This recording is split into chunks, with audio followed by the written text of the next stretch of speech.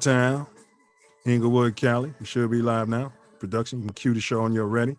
The Self Luv Show. Copyright disclaimer under Section 107 of the Copyright Act 1976. Allowance is made for fair use for purposes such as criticism, comment, news reporting, scholarship, and research. Fair use is a use permitted by copyright statute that might otherwise be infringing. Nonprofit, educational, or personal use tips the balance in favor of fair use. Facts. Share this link. If it ever come down to the day,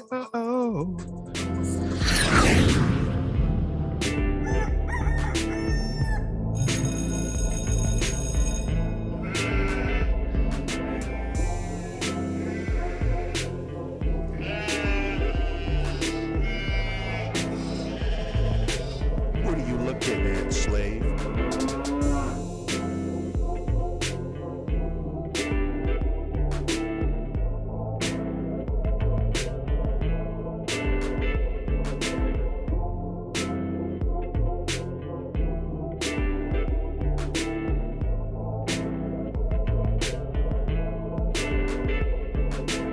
Please like, share, subscribe. Let's get them in the building.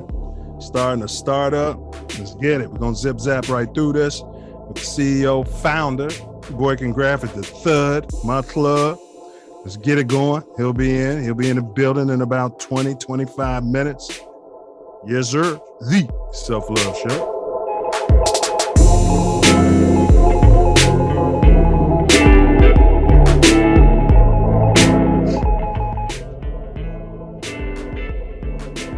Silence is violence, and evil's greatest ally. Those who turn a blind eye act like they don't know why. Say the police would not use such behavior. If you white, you right and have favor. But if you black, your body's pile high. Sight unseen right in front of your face on the video screen, know what I mean? Popo lie. Fear for their life from an unarmed man. I guess he felt melanin was his weapon. They kill. Nigga, put your hand out my pocket. Get no charges and go free. So we need to be on our P's and Q's. Don't play no fool. The rules ain't fair. Life ain't no crystal stair. So we best prepare. Our little people, if you see something, say something. 12. Show the world we do care. So beware. Silence is violence. Get you a trip to the devil's lair.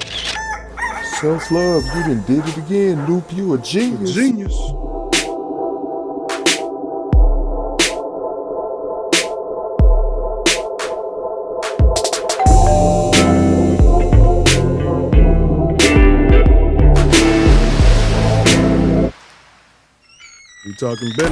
We talking business today, y'all.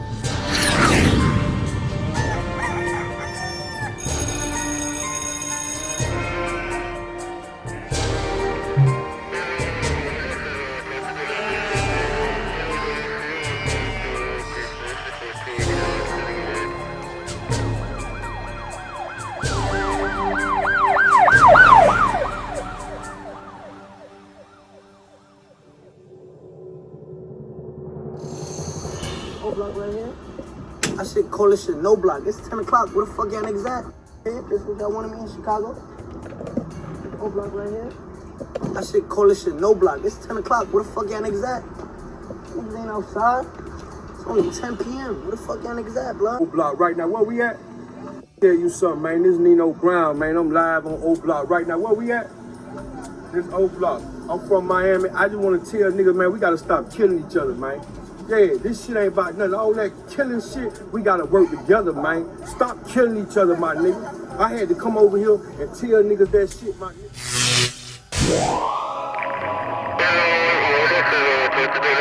I'm right here. See where I'm at. I'm out here. Black Star Line cigars.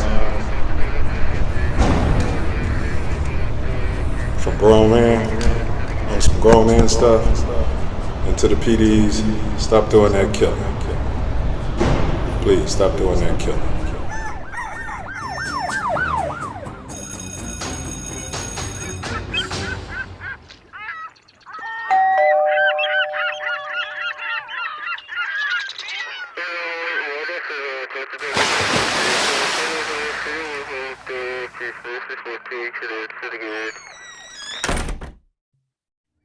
In entering upon this course of instruction, each of you should, so far as possible, lay aside for the time being all previous theories and beliefs.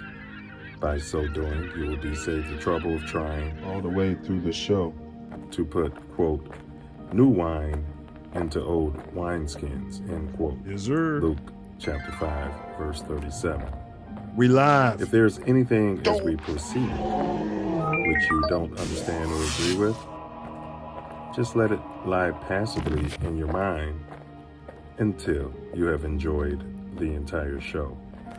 For many statements that would at first arouse antagonism and discussion will be cleared and easily accepted a little farther on. After the show is over, if you wish to return to your old beliefs and ways of living, you are at perfect liberty to do so.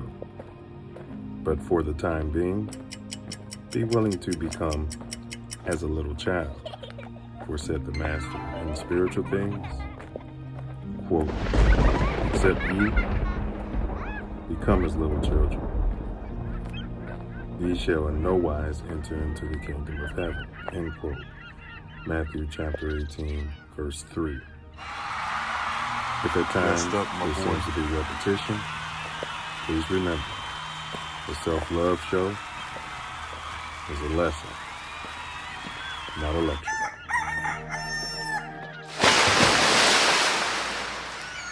Self Luv Show will start in 2 minutes. 2 minutes. I'm not saying I'm going to rule the world or I'm going to change the world, but I guarantee that I will spark the brain that will change the world. And that's our job, is to spark somebody else watching us. We might not be the ones, but let's not be selfish, and because we're not going to change the world, let's not talk about how we should change. 24 years ago today, iconic rapper Tupac Shakur was shot here in Las Vegas. The rapper was shot inside of a BMW while stopped at a red light on Koval and Flamingo. We all know the story. He then died 6 days later. The shooting happened after a Mike Tyson fight against Bruce Sheldon at MGM Grand. And then there was a brawl inside of the lobby right after that fight. Tupac was in the car with Marion Suge Knight, who was grazed by a bullet.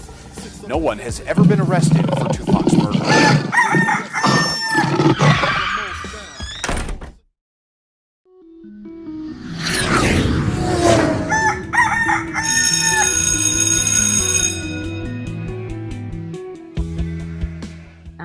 And even in this instance, if I could be a service to a 9-year-old girl or a 19-year-old woman or girl who wants to be a woman, is to really remember that self-love is the best way that you can receive love from anybody else, because it's coming from you. A lot of times we forget that. We look externally for this love. We look externally for this feeling of validation and adoration and approval, and it has to come from within. Thanks.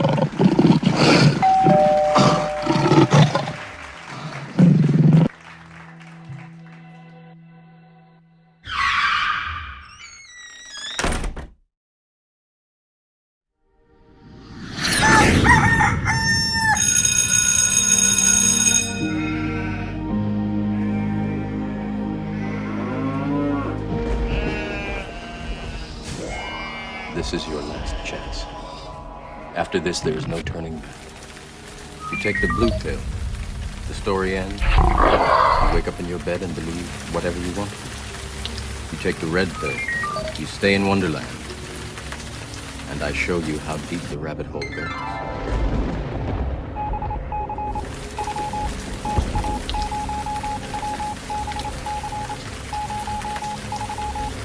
Remember, All I'm offering is the truth, nothing more.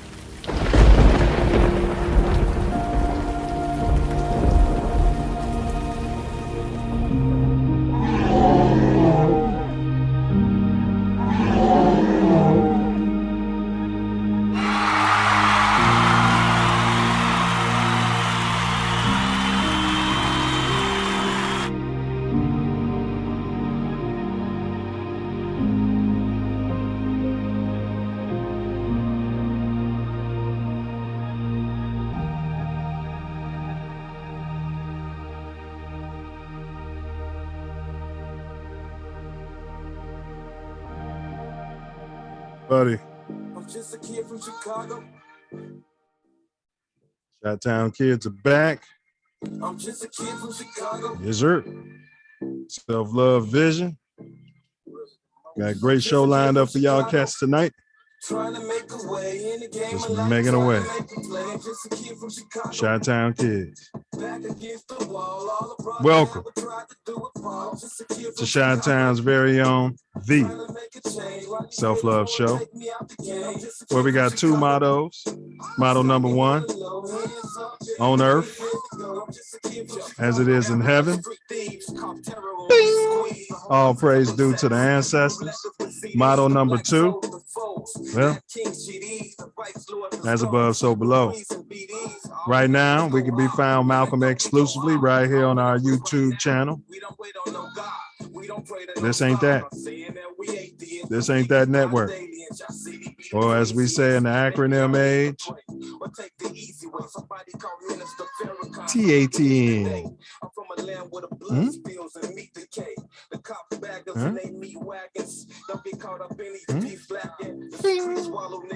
TATN. This is your co-host, and I'm Millie, also known as Self. What down, Chi-Town, what down. Repeat after he. I am greater than my excuse. I am greater than my excuse. I am greater than my excuse. Today is hump day. We live 4/27, April 27th, 2022 at about 8:13 p.m. Chi-Town time. Production, you can text the guests, let them know to chill out in the cream room. And also, yeah, so we like to acknowledge you cats can be any place in this magnanimous universe. And thankfully, we all Scooter chose to be here together. We all chose to be here together. What down? Club, what you manifesting today, brother Wordsmith? Love. You know me, manifesting love. Man, what you manifesting? Ditto, G.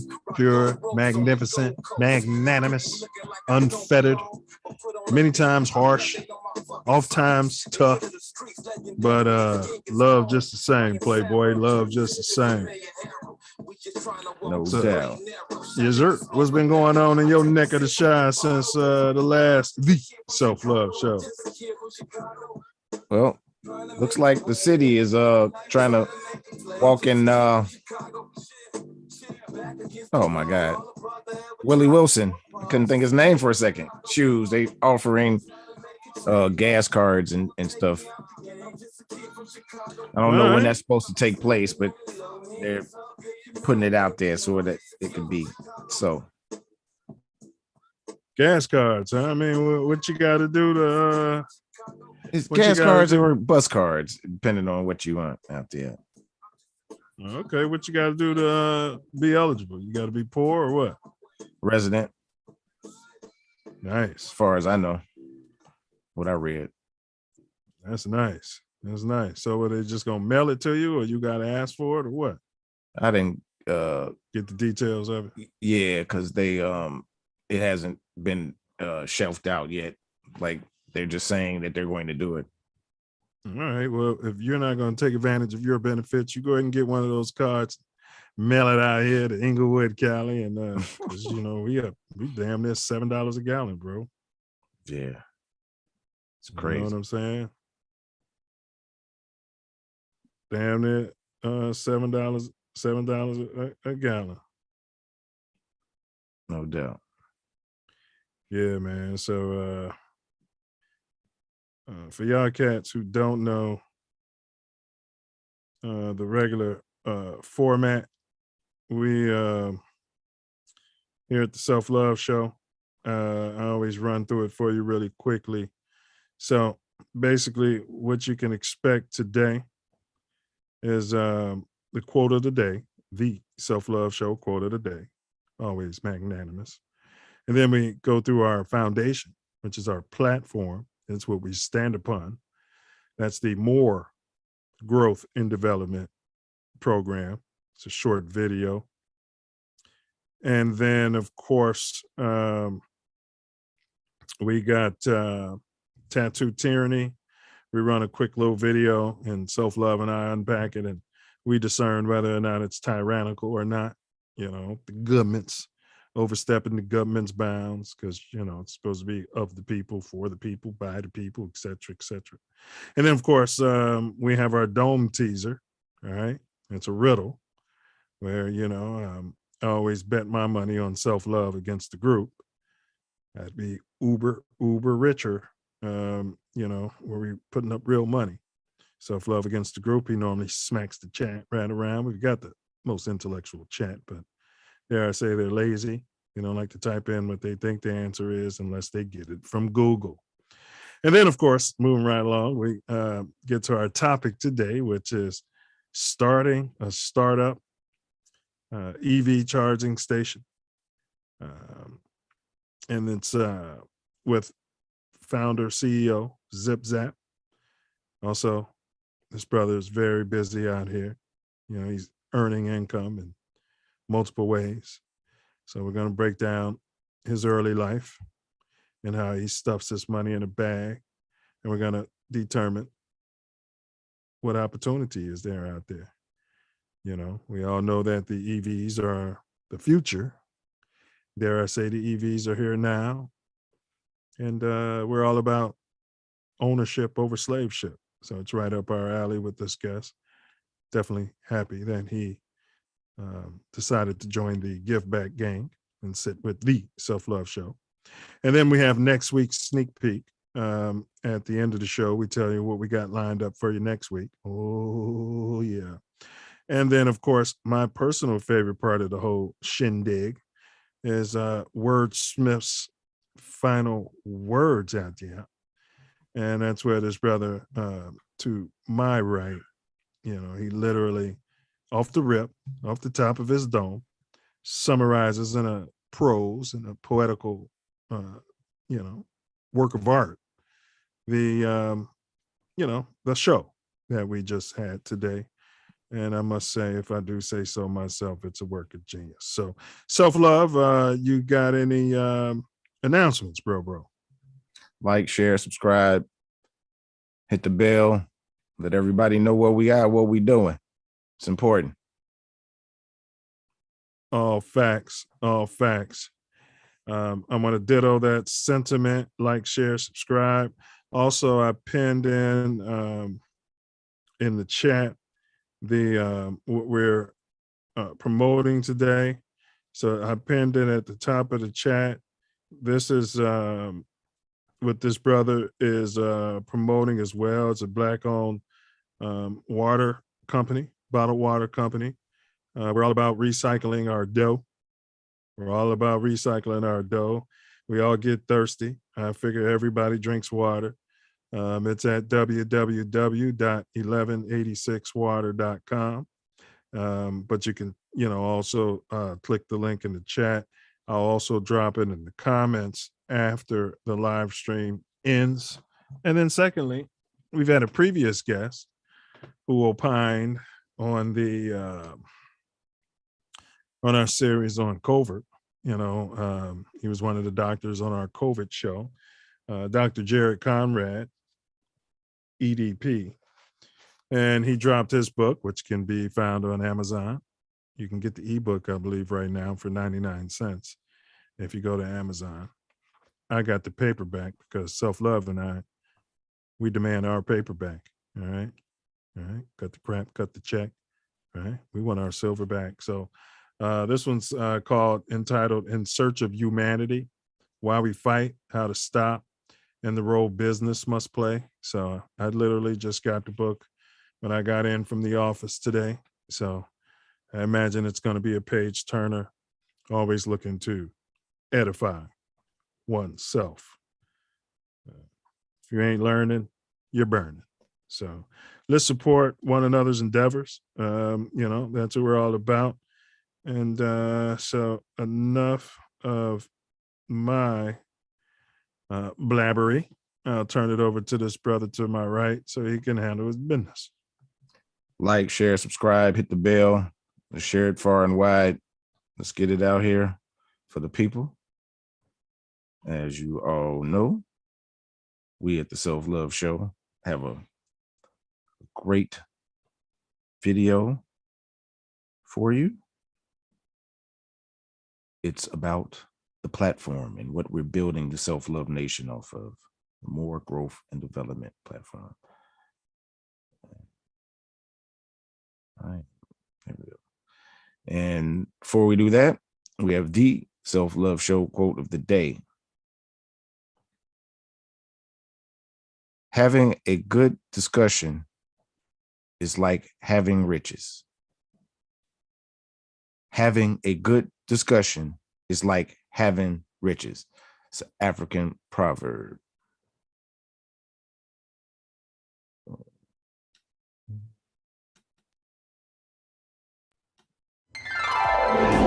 Silverback Moor Growth and Development platform. Number one, repair our nation via reparations. We demand our silver back. Number two, to connect our breadwinners with our activists. And three, show an accurate depiction of African American Chi-Town. 4, to shine a light on positive influence. 5, heal our community one person at a time. 6, to provide an unfiltered platform for our influencers. 7, recycle the black dollar. 8, to provide mentors for the mentorless. 9, to close the gap between us and our pink kinsmen.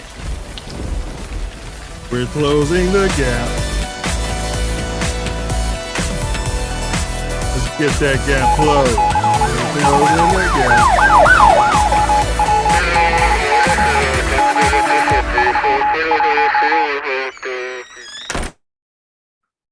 All right, Houston. All right, we got that done. And what's number 10, Self? Protect our women and children by all means necessary. Yeah, stop being female cats out here. Protect your children and your and the females, not just yours, but the entire community. Keep your eyes open. You see something, say something. Keep your head on a swivel, and let's be men out here, for lack of a better term.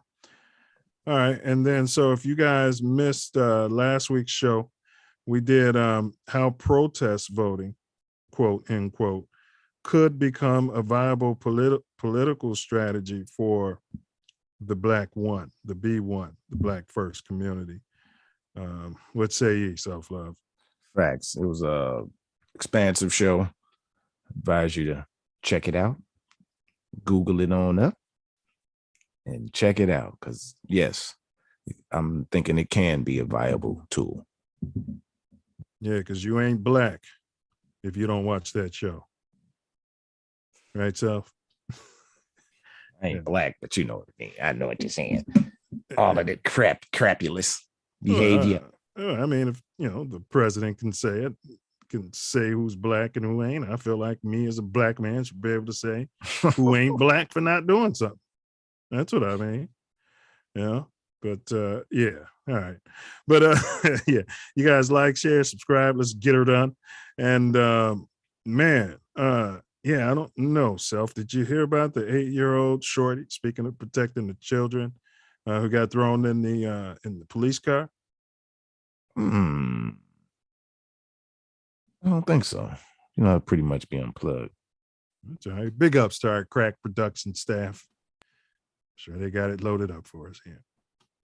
Now to video that has sparked outrage across the country. Police officers grabbing an 8-year-old boy and putting him in a police car after he allegedly stole a bag of chips tonight. Yeah. Police are sharing their side of what happened before and after that incident in Syracuse. But the boy's family says nothing justifies the way their child was treated.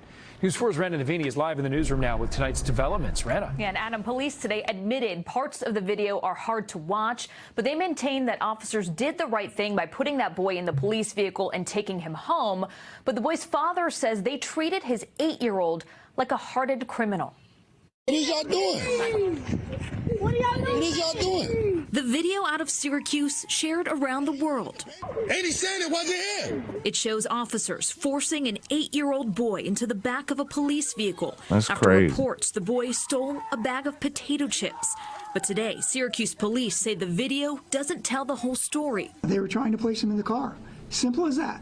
The department releasing body camera video from the officers involved, saying they've had previous encounters with the 8-year-old and his brothers, knew where they lived, and knew them by name. Get off your bike. Get off. The new videos show the Holding him officers like a dog. arriving, first Man. grabbing the boy by the hood of his jacket. Stop it. You then hear the boy screaming as an officer pushes him down into the back seat of a police car and closes the door. Later, body camera video shows the officers taking the boy home to his father, where they spent at least 20 minutes talking, telling the father his 4 sons have repeatedly been caught stealing. I'm happy to say hi to you boys in the street and talk, but I don't want to be tracking you down because you're stealing from people again. Folks, this is Community Policing 101. Community Policing 101. But after seeing video of the initial confrontation with police, the boy's father says the officers mistreated his son. He was screaming, yelling, leave me alone, and he couldn't leave me alone, and he tried to get out of the car, and he kept pressing him down in the car.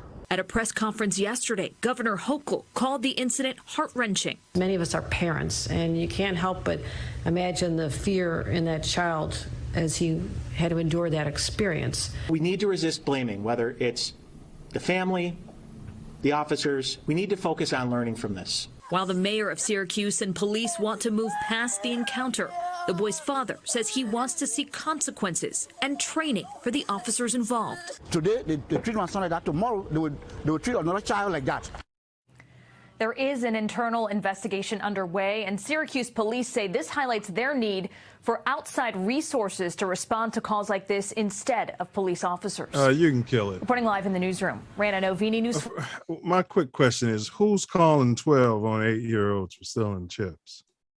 Man, all right. I'm ashamed to admit, when I was a little tyke like that, I didn't really know stealing was bad. I was out there with some older kids running through Hyde Park and just stuffing stuff in my pocket. Got away with it for, weeks probably. You know what I mean? And finally they nabbed me. I mean, nobody called 12. Somehow my parents got involved. It wasn't fun when I got home, and I had some punishment. You know what I'm trying to say. Yeah. But I don't remember them calling 12 and me being thrown in the whip like that. I'm sure you weren't. Yeah, I don't remember that. But okay, but let's take it a step further though. Put yourself in the store, man. You got these badass babies kids, for lack of a better term, coming in there just taking your stuff and walking out. What recourse do you have to, if what 12 is saying, these kids, it's the same thing every time? What do you do? You probably call 12. Right? And I think you bill the parents. Like 12 is saying they know where the kids live. Okay, so I don't have to drag the kids home. I just write up a report and get the money from the dad. And I think when the dad has to keep paying for these stolen items, maybe, they'll discipline the children, should I say? Tell them to cut it out. Yeah, I mean, how do we know the dad is not telling the kids, well, why don't you just go in the store and steal it? Yeah, just go and steal it. You're not going to give you any money for that. You just go make it happen.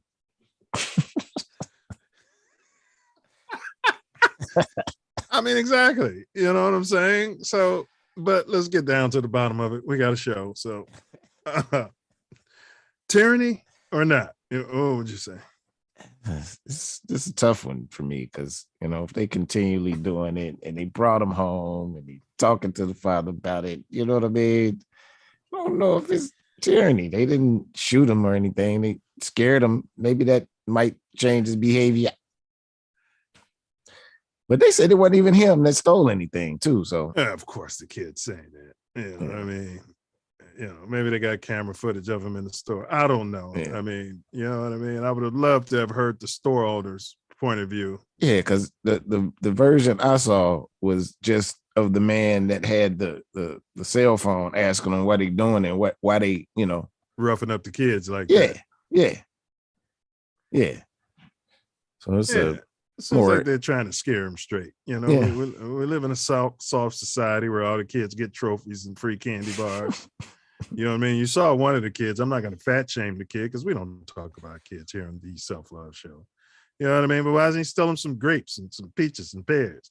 But that all being said, I'm gonna give it a thumbs down. I'm not gonna say that was tyranny, Self. We're agreed. Yeah. These kids can't run around like that. One day it's candy bars. 3 years later, who knows what they're doing. So facts. Let's ask the chat. What do you guys think? Is that tyranny or not?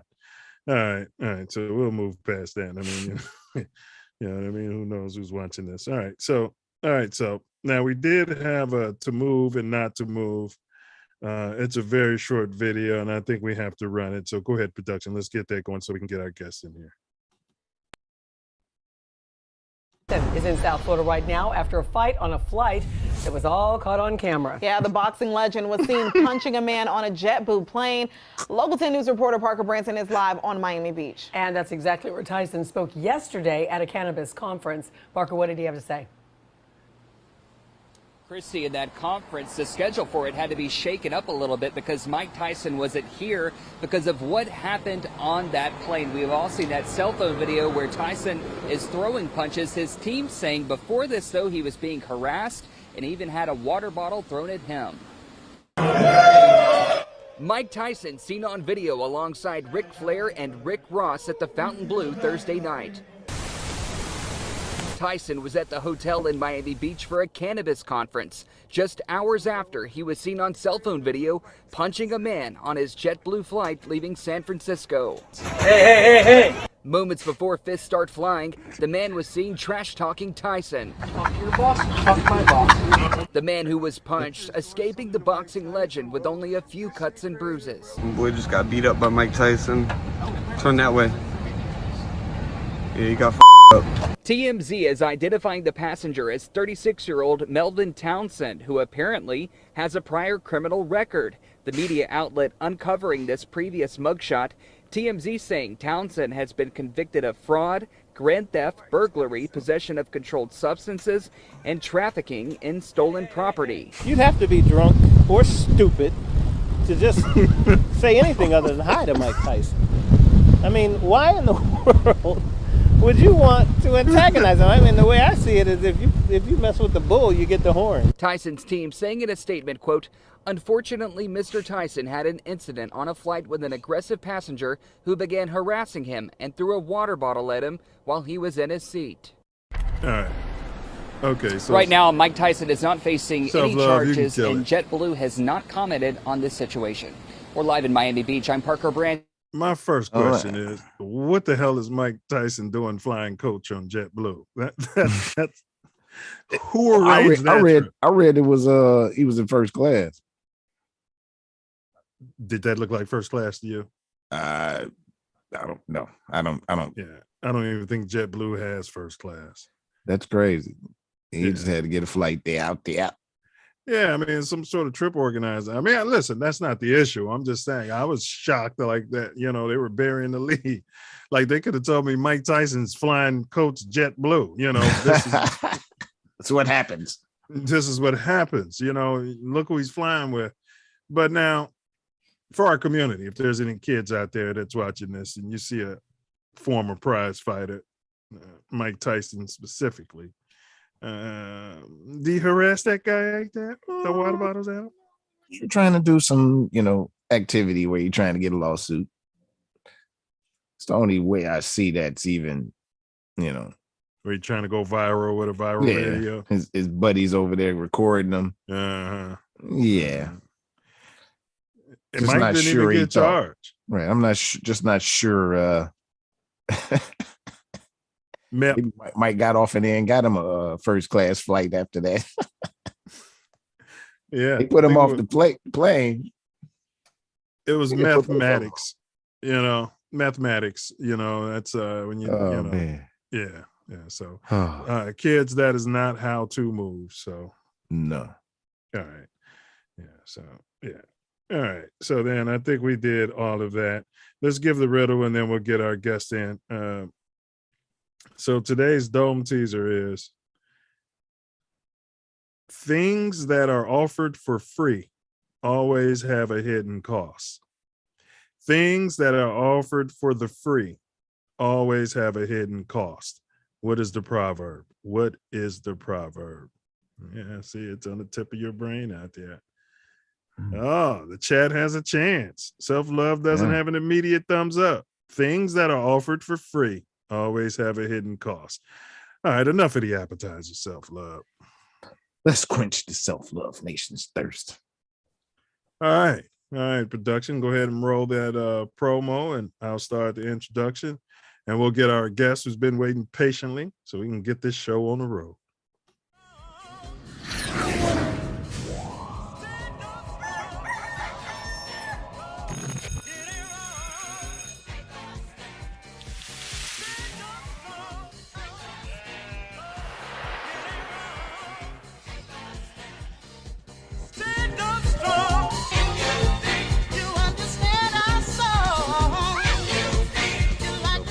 What's the proverb we're looking for? No man is an island. Thanks. No man is an island. So that's why we got to come together like Voltron. When President Biden test drove a new electric vehicle from Ford, he liked what he saw. This sucker's quick.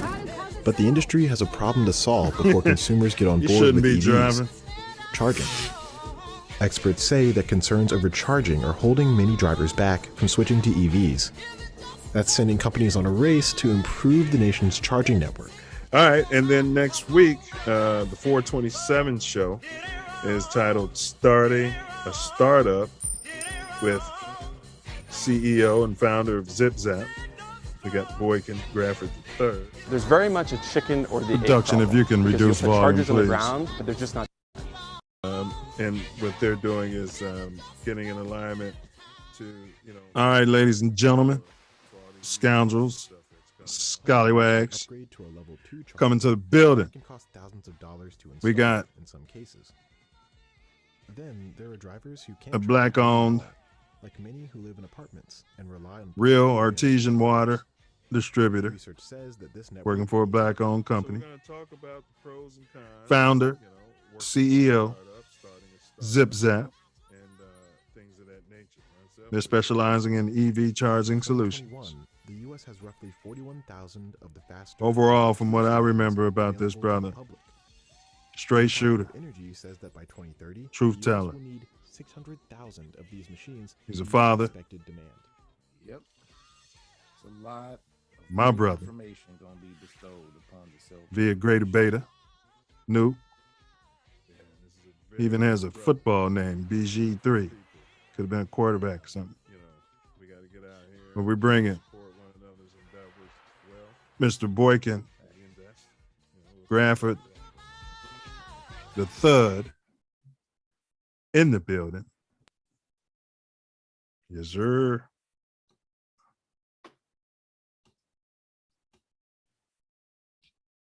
Let's see here. Oh, I hear you. Welcome. Nope. Thank you so much. Been looking forward to this conversation since we got you booked. It's going to be expansive. We're going to expand the Self Love Nation and welcome. Ready to get it in. Thank you. Been a big fan for my long time since the inception and glad to be here. Man, no. And just want to give you a background of so you know pretty much the premise, but I'll break it down shortly. But you guys, I pinned this link in the chat. Let's show some recycling spirit. 1186 water. It's real artesian water. In the heart of Alabama lies a quiet town, not known by many people, but deep in the small town of Autaugerville, Alabama, lies a confined aquifer that holds 1186 real artesian water, untouched by man for hundreds of years, being filtered by rock and sand, has produced some of the purest water on the planet. We've tapped into this aquifer to provide you with the freshest, purest, most delicious water by not adding any fillers or additives. We are able to give you the best water you have ever tasted. So this is Black owned and operated, yes? Yes, sir. All right. The company itself is only 3 years old.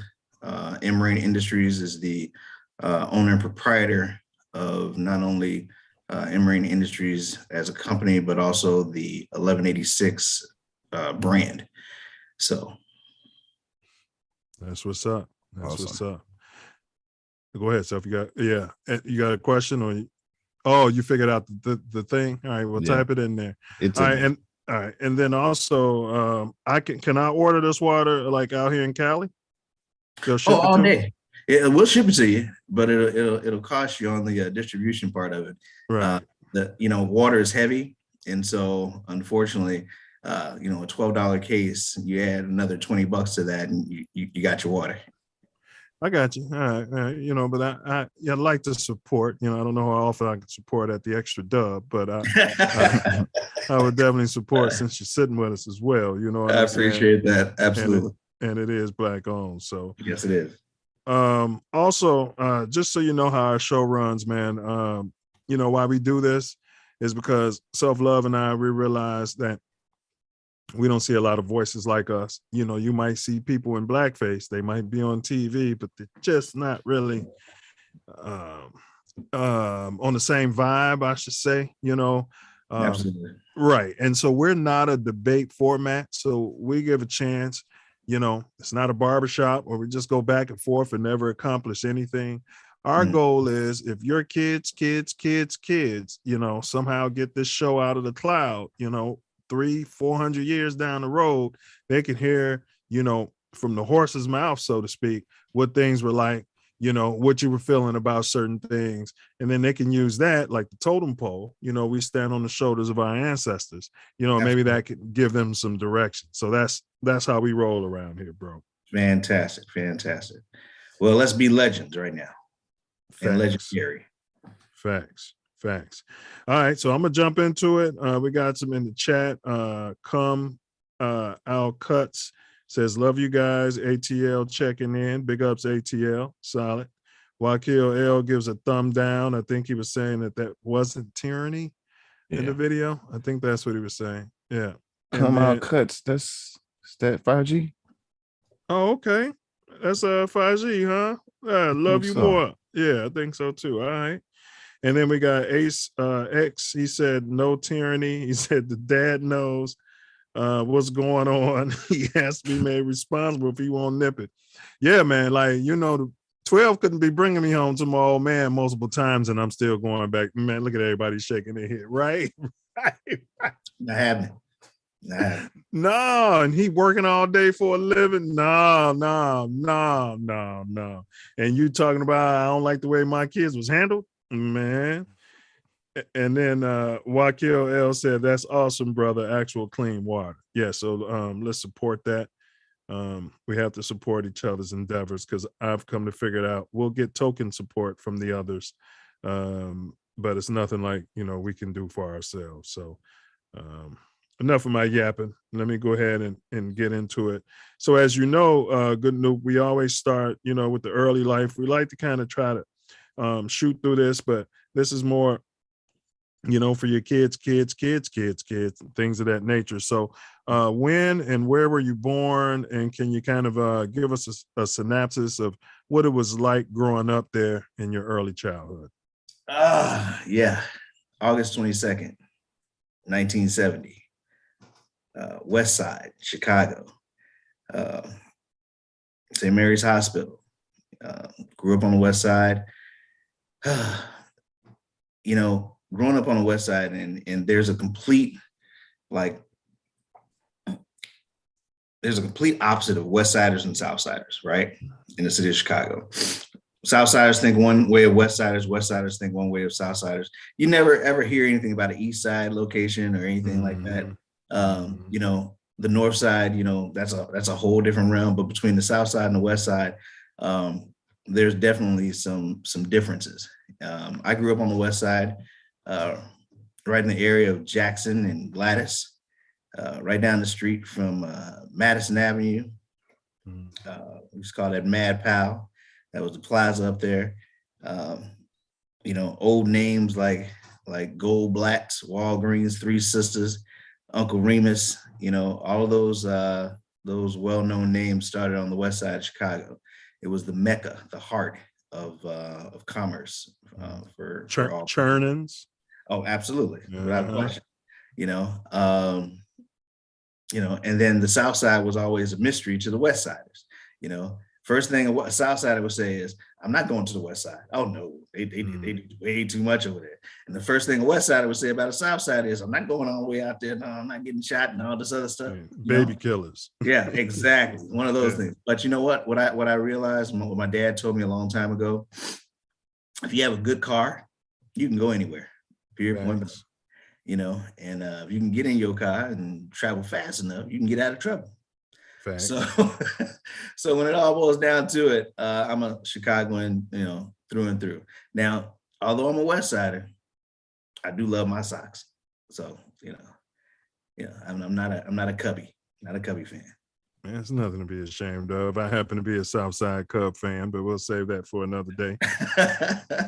You mentioned your dad. So can you discuss any messaging, like, you know, for instance, from elders or ancestors that you can remember, you know, when you was coming up?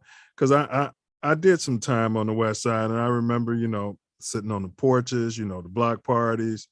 I remember, you know, your mom or dad could light me up, you know, and then tell my mom and dad, and then they come home and light me up. So can you talk about any messaging that you might remember, you know, as you were coming up, any sayings they were giving you, you know, something that may have been lost over time? Number one, stay off the corner. That was my grandmother's message. Stay off the corner. You know, come in, you know, before the street lights come on. Street lights, yeah. Got to come in before the street lights come on. At least be on the porch. Or at least be on the porch. Now you can stay out, but you had to, you know, you had to be on the porch. You know, street lights came on. Prophetic statements. You know, my father was like, "Nobody owes you nothing. This world owes you nothing. It's what you make of it." You know, my grandfather, you know, he was a concrete finisher by trade. And, you know, basically he was the inspiration for me to be an entrepreneur because, you know, when he brought his money home, he gave it to his wife. When my father brought his money home, he gave it to his wife. But you best believe he kept a little side piece, you know, in his pocket, not that side piece, but I'm talking about a side piece. Whoa, we're live here. You know, you put a little side money to the side to always be able to say, you know, this is mine. Yes, you know? sir. And he took on that trade as well. Now, I tried to follow in his footsteps for a minute, but caught heat stroke trying to do what he did, you know, doing the concrete finishing. But my dad and my mom actually, and I'll give major ups to my mom. I love her dearly. She taught me how to, the concept, should I say, of being able to push a broom as well as pushing a pencil. So whereas my dad was extremely administrative, he was a manager for AIG. Actually, I had to think about this for a second. He was actually the vice president of the Southern region for AIG Consultants, which is now AIG Insurance, right? One of the largest insurance companies in the world. My mom, she worked for LOF Glass, which basically was Libby Owens Ford Glass. And they put basically all of the windshields and the glass in every American car in North America. And so between pushing a pencil and, you know, on both sides of the spectrum between my mom and my dad. They also knew the craftiness and handiness of being able to work with your hands. My grandmother was a school teacher. My grandfather was a laborer, you know, on both sides, actually. And so their wisdom and their wherewithal to actually stay together through the hard times and tough times, that was one of the major things. Well, actually several, I've spoken of several things now, but, you know, those were some of the major things that they taught me and instilled in me. One of the things I'm most proud of is, I believe it or not, as much as I love my parents, you know, I really have a great fondness for my grandparents, because they were together till their death for about 50 years in marriage. And so I'm working on my 33rd year of marriage. 7 wonderful children, 5 grandchildren, and the same wife for 33 years. Love her to pieces. So yeah. Big ups. Yeah. So, you know, strong family values. I know what it's like to be a divorced child. You know, I've seen what it's like to have a whole family and support it throughout the rest of your life. And so that's been the biggest goal for me, not only while working as an entrepreneur, but working anywhere. You know, if I can say that there's anything that I regret out of taking all of their knowledge and putting it together, the one thing that they didn't teach me was the fact that, you know, working for someone else to a degree, you'll never get rich. That's something I came up on my own. And then the next thing was that, you know, you have to be able to balance life with family and through your ability to make money. And I don't knock anybody for making their money. I don't, you know, as long as they don't hurt people. And that's my biggest thing. Just don't hurt people in the process. And so having that balance of work, career, entrepreneurship, and family is extremely important. And I had to learn that the hard way.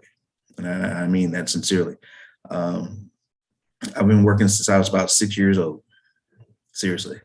And, you know, from delivering grocery with my father from the Jewel over there on Madison, near Cicero, and my grandfather, who started him in working and delivering grocery at that time period. They were the original Uber, you know. You know, oh, yeah. Livery cab. Yeah, the livery cab, exactly. Yeah. Chicken cab is what we call it on the west side. You know, Yeah. chicken cab. Yeah. And you know, but they worked all the time. And what they didn't have, you know, and my basic education from my dad was, we had the long lecture on Friday, right? Got up and ate on Saturday, went out to breakfast, did all the chores, laundry, this, that, and the other on Saturday and Sunday. And then on Sunday evening, that's when I got the disciplinary actions to make sure I was correct for Monday. You dig what I'm saying? So, you know, and I figured, you know, why couldn't we have this conversation during the week? We could have saved all this punishment from on Sunday, you know, going into Monday. But, you know, it was a lifelong lesson that I tried to change with my makeup of how I raised my kids. The thought process of having a big family was always in my plan and in my dreams. And fortunately enough, I married somebody who I was equally yoked with. You know, no disconcern or discontent to my oldest son's mother, which I love very dearly. We have a great relationship, you know, with our 32-year-old son. But with my mother of my other 6 children, or should I say my wife, right? With my wife, it's been an experience that through ups and downs, she's taught me so much about patience, nurturing, calming my temper, and she let me be a man. You know, there was no type of you know, emasculation when it came down to her, period, point blank. You know, my word is my bond. I'm the king of my castle, and there's negotiations, but the final word comes down to us. Sounds like you found a goonie goo goo when Eddie Murphy was talking about it. He went to Africa. Hey, yeah. All right. Well, let's back it up a little. So back in the days, out west or throughout the city, Can you speak on any interactions with, other races or with the police? Can you kind of speak on, like, when were we encountering, like, was it all Black in the community at that time? Talk to us. I bring to the table something a little bit different, because for me, my youth was split between growing up in the city and growing up in the suburbs. Okay. So from age 0 to about 7, right? Grew up on the West Side. That's where my peeps are. That's where I got my street knowledge, but from about 7 till maybe about 12, I grew up in Oak Park. And if anybody knows anything about Oak Park, Illinois, it's like the biggest racial experiment that ever happened in any city close to Chicago. Period. Oak Park was like Hyde Park on the West Side. Exactly. Yeah. And so I knew of other races, at a very young age. I probably need to go back on. I could make my fondest memory being in kindergarten. Okay. It's probably about 5 or 6. And in kindergarten, I was the only Black child at a Catholic school, which still stands today. It's Ascension Catholic School in Oak Park. And I was the only Black child in my kindergarten class until a gentleman by the name of Ernie came in, and he became the second Black individual at this school.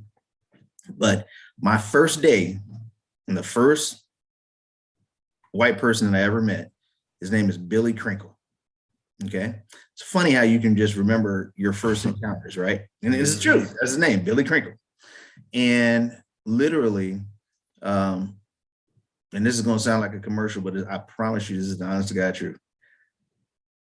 For whatever reason, other people like to reach out and touch you, right? And, in our culture, we don't like to be touched in no kind of way. So, so he reached out and touched me, and said, "Hey, your hair is fuzzy."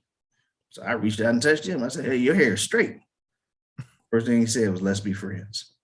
And that was my first encounter with Caucasians, period.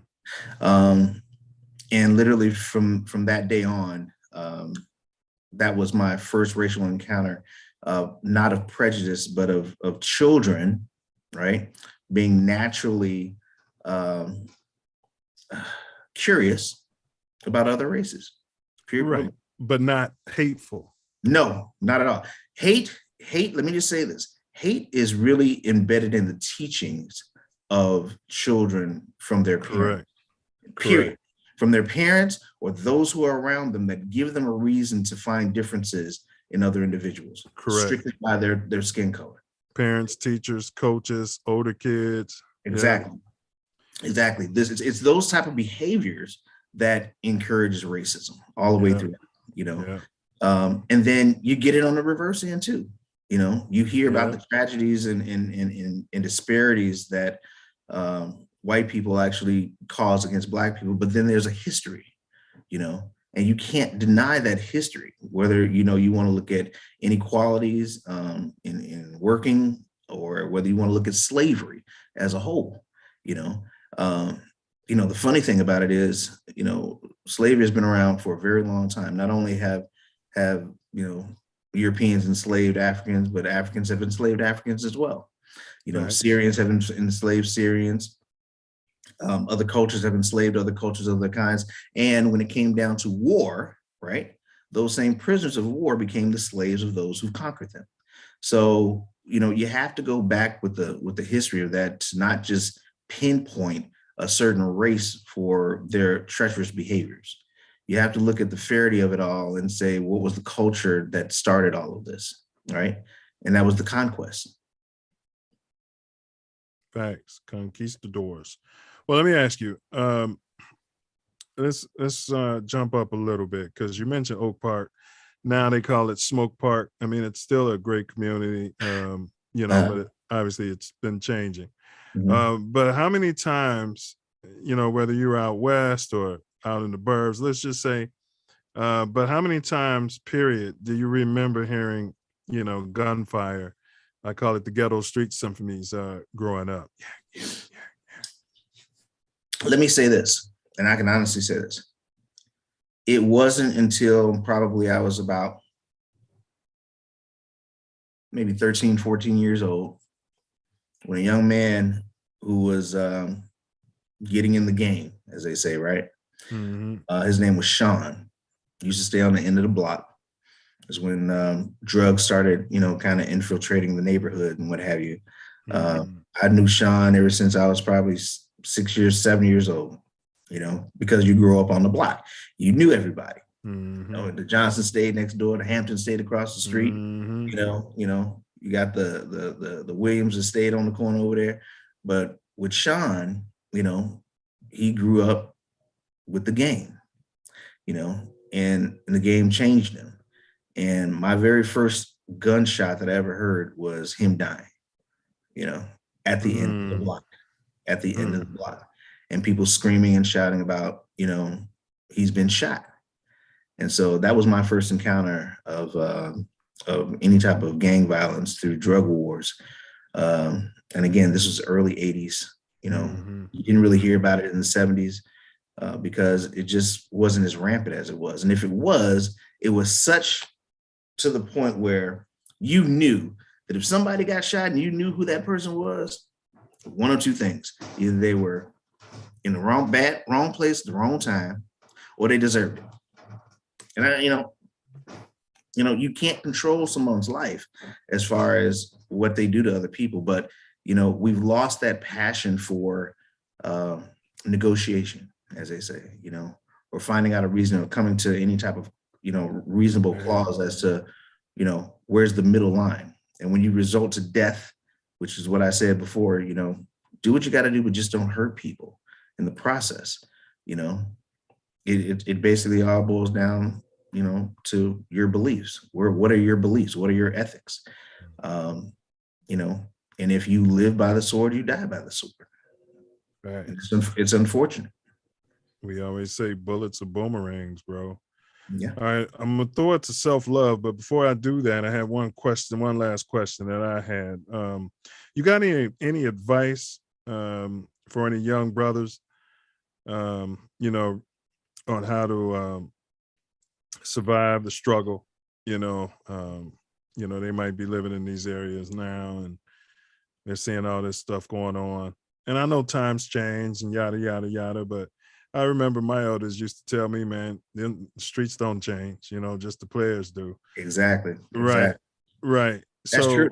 Yeah, and the names change, you know, the drugs have different names, but it's the same stuff.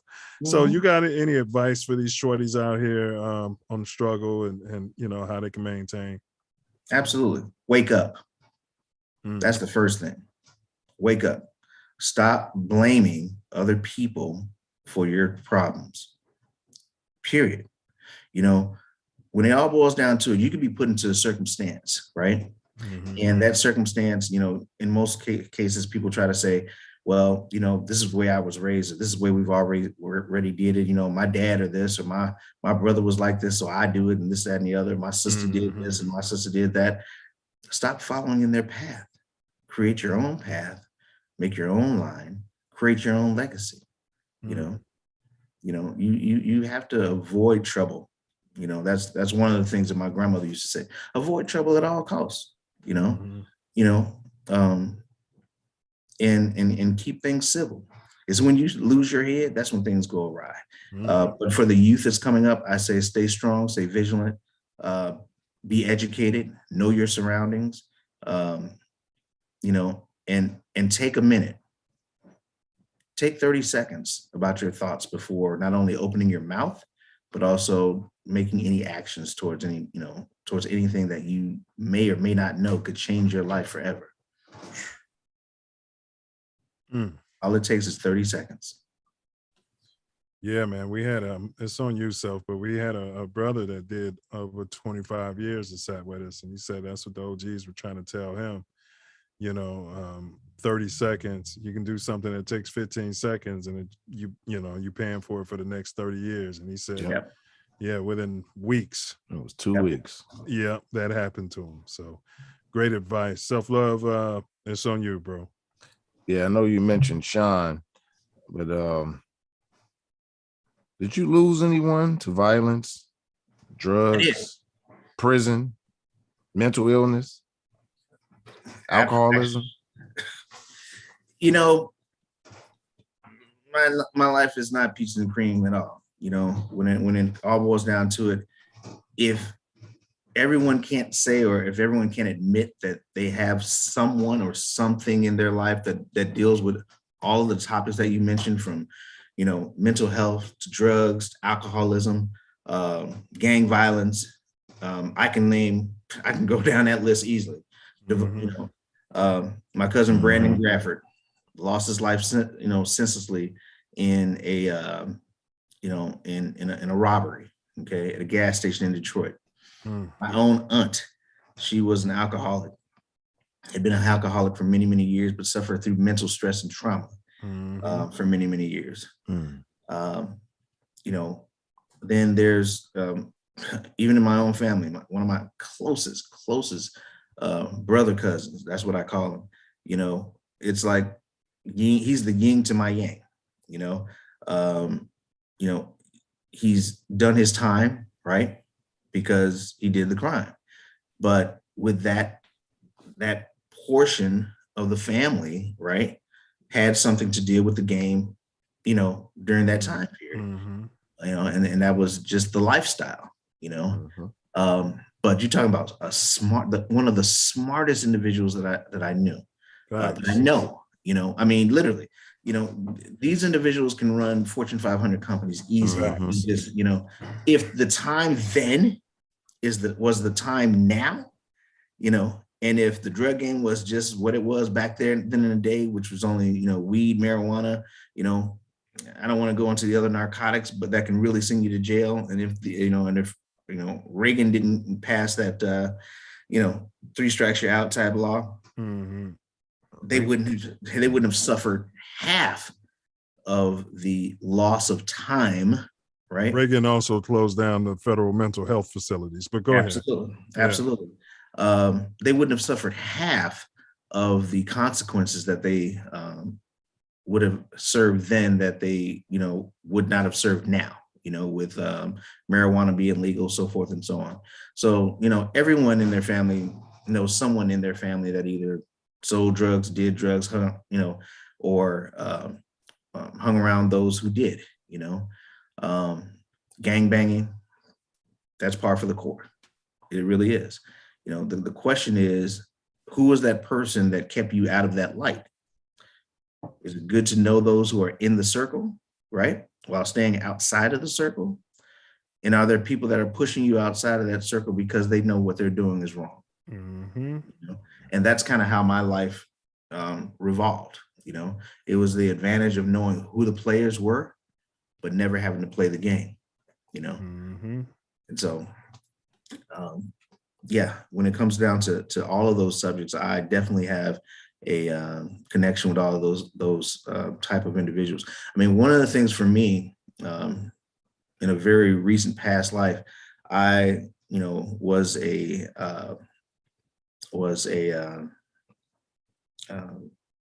person who became trained in helping those who are in recovery from alcoholism and and substance abuse.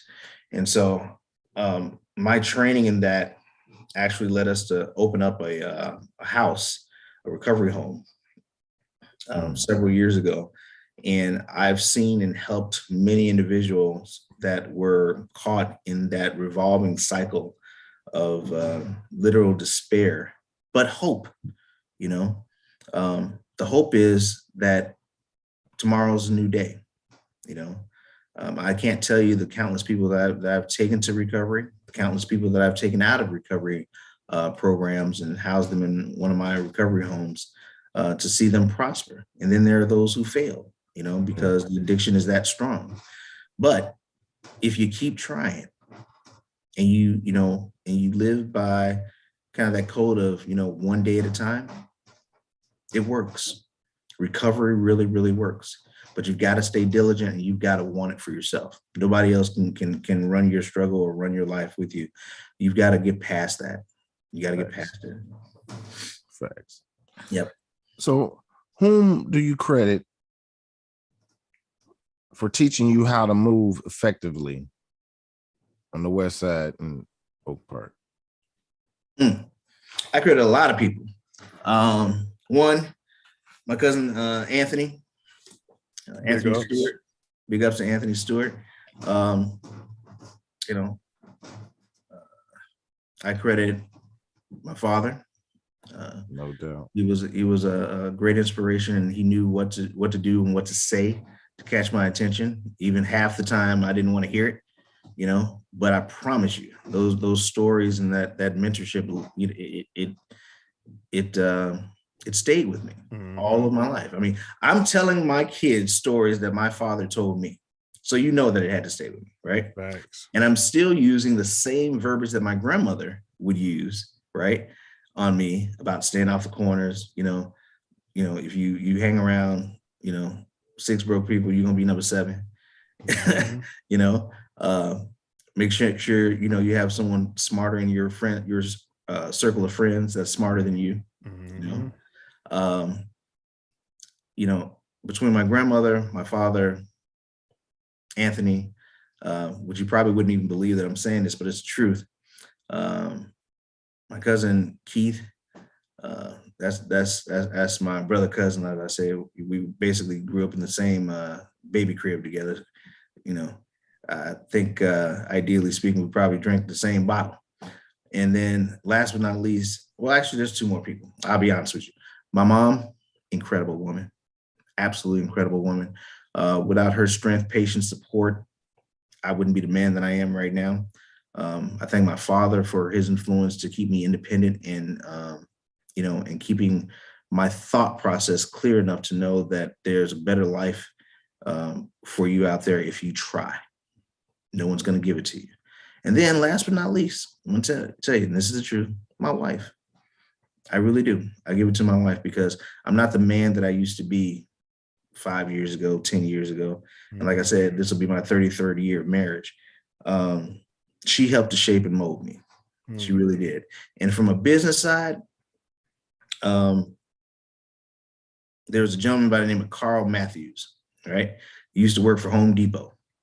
And when I was kind of going through the ranks at Home Depot, I want to say, 2006 through 2010 or whatever, maybe 2015, 2011. Carl Matthews really taught me the ropes about business, how to move, how to deal with people, how to look between the lines when, they're really calling you some pretty nasty names behind your back, but their actions speak louder than words. He was able to really kind of shield me through the falsehoods what corporate America will bring to your face while they're smiling. But they mean you harm. Definitely. So we'll get there. We're still in the early portion of life. We're gonna definitely get into that. Yeah, big ups to all Huge those ups guys. to all those people. Yeah. Hey, so we're sitting here with BG3. That's his football name, Boykin Gradford III. And so, yes, sir. And so he's, yeah, I got some here, but not that. This is alkaline water, but I need to get on that. All right, so I'll give you a whole script about this water, I tell you. All right, well, we're gonna have that. We're gonna have that coming up. All right, so we got black owned, black owner, founder, CEO, Zip Zap. Also, he's a distributor for a black owned real artesian water distributor. That's it. And I pinned the link into the chat. And then we got a truth teller, husband, father, greater beta brother. And so go ahead, man. You want to No, you want to chime in? You said you could tell a story about the water before we jump into the second segment. Absolutely.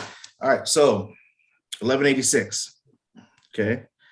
All right. This is the bottle. This is the brand. Okay. Don't be fooled. There is no other bottle like this. There's no other brand. Founded 3 years ago by Emrain Industries, a gentleman by the name of Marquise Forge. There's a very, very, very long story, and I encourage everybody to look online. Go to 11, spell the word 11 out, and then type in 86water.com. When you do, what you're going to see is, even on the opening page, you're going to hear about the storyline of how 1186 was founded, the culture of 1186.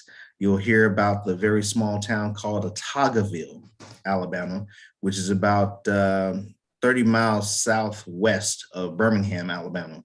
And on a piece of land that stretches about 30 acres sits this water. This water is an artesian water that comes from an encapsulated well that is extremely close to the bedrock. So it's not well water, it's not tap water, it's not spring water, it's artesian water. And so it's taken thousands of years for this volume of water to actually get into the earth, and it's naturally pressurized. So it's earth filtered, right? And naturally pressurized. And the facility that the water is bottled at actually sits on the land that the water is at. So there's no transferring of the water. So it's one source. There's a big difference in artesian water versus your regular tap waters, alkaline waters, acid based waters. With this water, there's no processing. And what I mean by that, that's exactly what I mean. There's no processing. There's no additives, chemicals, calcium deposits, mineral deposits, nothing added for taste that affects this water. As clear and as clean as you kind of see it in this bottle, right? The bottle is actually tinted blue for a purpose, so that it can reflect solar rays and ultraviolet rays, so it can actually sit in your car for a while and not get all crinkly and crunchy. There won't be any plastic deterioration. From the actual bottle itself, it's actually blown at the site where the water is collected. It goes through 3 microfilters just to make sure that there's no sediment or anything like that that comes out of the ground and into the actual plant itself before it's bottled. The entire system itself, when it comes out of the ground, is encapsulated, which means that no air, right, gets to the water itself. It's run through 2, like I said, the 3 filters, a ultraviolet light, and then as it's capped, there's a small amount of ozone there to make sure that any bacteria that may be in the water, right, any small bacteria, maybe in the water, dies, okay? Once it's bottled and once it's put into cases of 24 packs, it has a little small inscription here that tells you exactly, and this is on all bottles of water, it's federally mandated that you put down how long, or when the water was bottled and how long the water will stay fresh for, right? Okay. If you look at most bottles of water, I don't care if they're tap water or if it's distilled water, if they say that it's spring water, you got to look at water in this sense. How long has your water been on the shelf? Right? With our water, the shelf life is 2 years, but because of our fast rotation, it never sits on the shelf more than 2 months. Never sits on the shelf. By the time I get it, I got 2 years to finish it off. Oh, absolutely, without question. But the regular water that you buy, right? That water is probably about 6 months old already. Yeah, I can taste it when I'm like, man, this water is not fresh. I haven't looked at some studies on water, bro, and they were saying that it matters.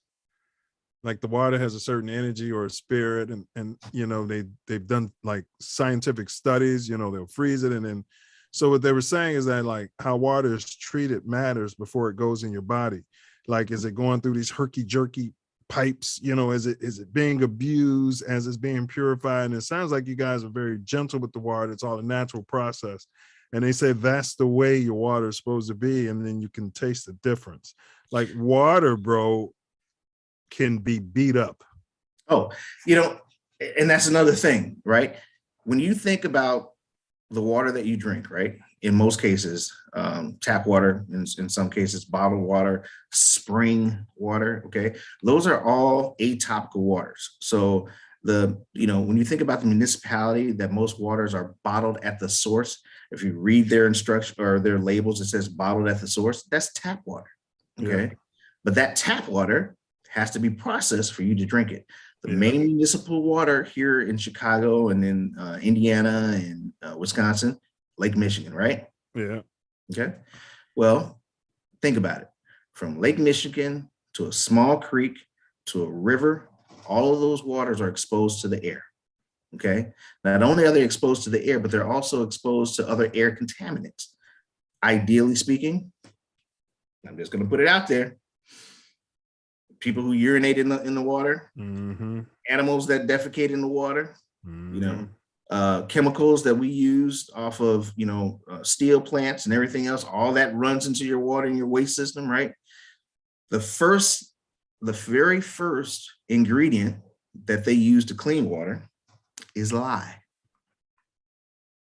It's lye.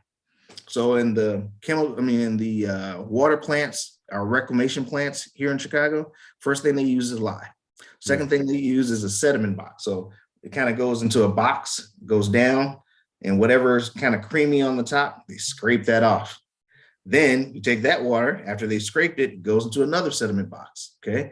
Then that kind of separates the oil and the regular water, right? And anything that's left floating inside of it, from the seaweed or dead fish or anything else like that, right? They scrape that off. Then it goes through a sand process. That sand process kind of filters the water through, right? And then it goes through a major filtration process, which if you've ever been to a water bottling processing plant, it stinks. I mean, it stinks to high hell. And so you go through all that process just for it to go, right, into the water lines that are over 100 years old in the city of Chicago. Actually, almost over 200 years old, okay? Through our sewer, so our piping system. Then they go into your house, right? Which in most cases have lead pipes if you haven't converted over to copper, right? And then if you don't want the regular tap that comes through, and mind you, that same water is going to other major companies. I won't mention their name, but if you look at the bottle and you see where it's sourced at, your major municipality starts off the source of that water. And the word springs, right? It's just a word. It doesn't necessarily mean that it actually comes from a spring, which still is an atopical water, which goes back to 1186. It's aquifer. It's an aquifer. It's never touched by man. It's never touched by air. When you get it, it's as pure, clean, and as light as it comes out of the ground. And I can honestly attest that during the tours, when you go down there, they'll actually show you the source of where it comes from. Yeah. And they lift this kind of this capsule lid that allows some of that water that's naturally pressurized coming out of the ground to overflow and spill, onto like a concrete slab. But you have an opportunity to take a cup, go in there and drink directly from it. I actually cut my hands, right? Just like this. I ran my hands under the water and I tasted it. It tastes exactly as it does in the bottle. And well, yeah, because they say so. And when you look at water in nature, it doesn't have those sharp, like our pipes have a right angle, and then it's got to go upstairs and all of that. That water doesn't do that in nature. It usually goes over a curved surface or something more natural, more fluid, and that's why. It was weird, man. Like when I was doing that research on that, man. But obviously, yeah, you could talk about water all day. We're gonna jump to the foundation. Can I mention one last thing? Last thing. Yeah. This water actually had, if you look at the number 7 on a pH level, on a pH scale, balance. The balance. This water actually comes out at 6.9 each and every time, with nothing added and nothing taken away. And so, and it's mineral filled by nature. Right. Right. Yep. I'm surprised Dr. Sebi wasn't out there drinking that water the rest of his soul. He probably knew about it. It's good stuff. Good stuff all the way through. All right. Well, big ups. Y'all heard that. All right. So we're going to jump to our foundational questions. When you were talking about the water reclamation, you know, one of the beta noobs is actually one of the bosses over there. And then we got another one who works there and does a lot of the testing, Brother Newman. So I was trying to see if he had something to say. But all right, we're going to go on. Foundational questions. This is what we stand on. So this question we ask every guest. What's your take on reparations?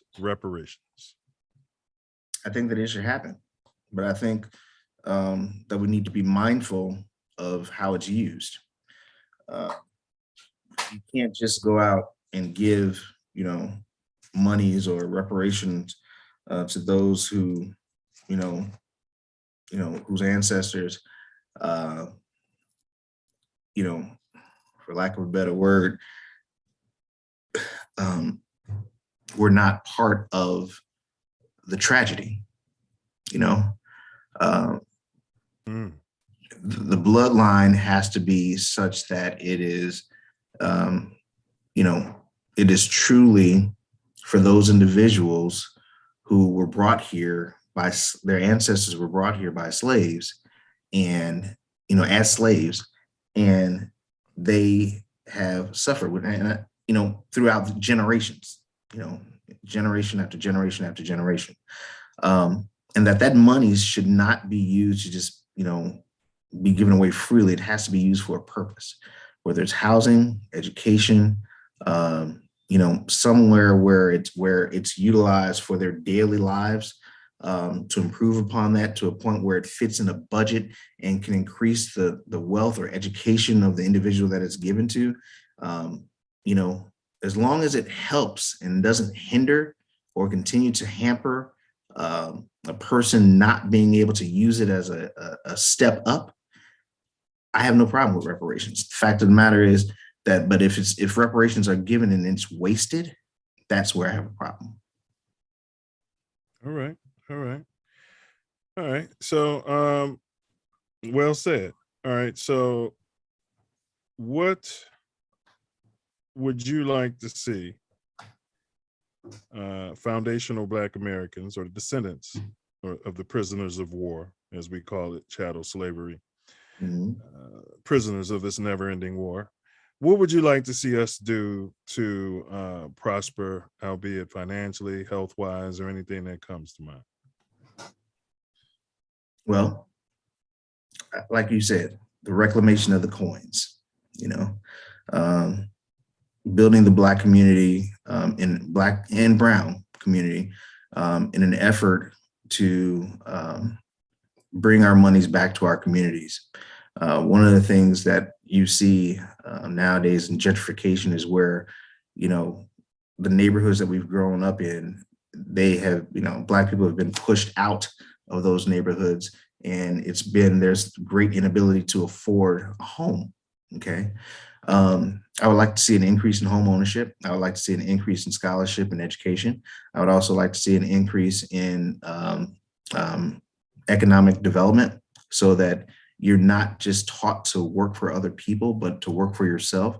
And then I think that when it comes down to that, it becomes a more rewarding life because you have a better quality of life. You're able to control that. And if those same descendants of those slaves realize that, you know, the sacrifices that our people went through then and now, let me be very clear, then and now, whether they're blatantly placed, you know, in front of your face, or if it's through redlining, or if it's through inequalities on the job, you know, ideally speaking, like James Brown said, open up the door and I'll get it for myself.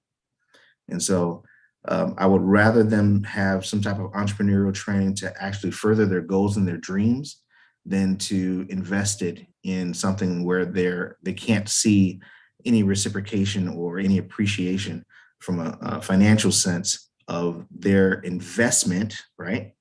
Their investment going towards something that will change their lives, period. Okay. All right. So those are some tangible items that we could do as a community. And I know I heard you mention, how we've been redlined and, home ownership is one way. And then you mentioned on a couple of occasions, working for ourselves, that's ownership over slave ship, financial education, like, take the money you make and, invest it with one another, so that it can, bring you back even more money, making your little soldiers work for you, as opposed to, just slaving away. And a lot of this, can be resolved through reparations, but, we did a whole show on that. So, yeah, you guys check it out. Shameless plug. All right. So, all right, let's move on. All right. So now, where was I here? Okay. How do you feel about mentorship? What's your take on mentorship? Love it. I used to work with kids. I had an organization that I founded probably, it's when I moved to Dalton. I called it YEA, Youth Entrepreneurial Alliance. And, back in the day when my children were small, I was teaching them, what a CD is when they were trying to, when they would question, well, Dad, what's a CD? And their friends would be around and they'd say, well, a CD is what you play, play a disc on. Let's look at what a certificate of deposit is. Let's look into the paper when there were still newspapers, right? Of value. Let's look and look at Wall Street. Let's look at the financial page. Let's look at, what's the difference between these dividends and, and what was the high and the low on the stock exchange.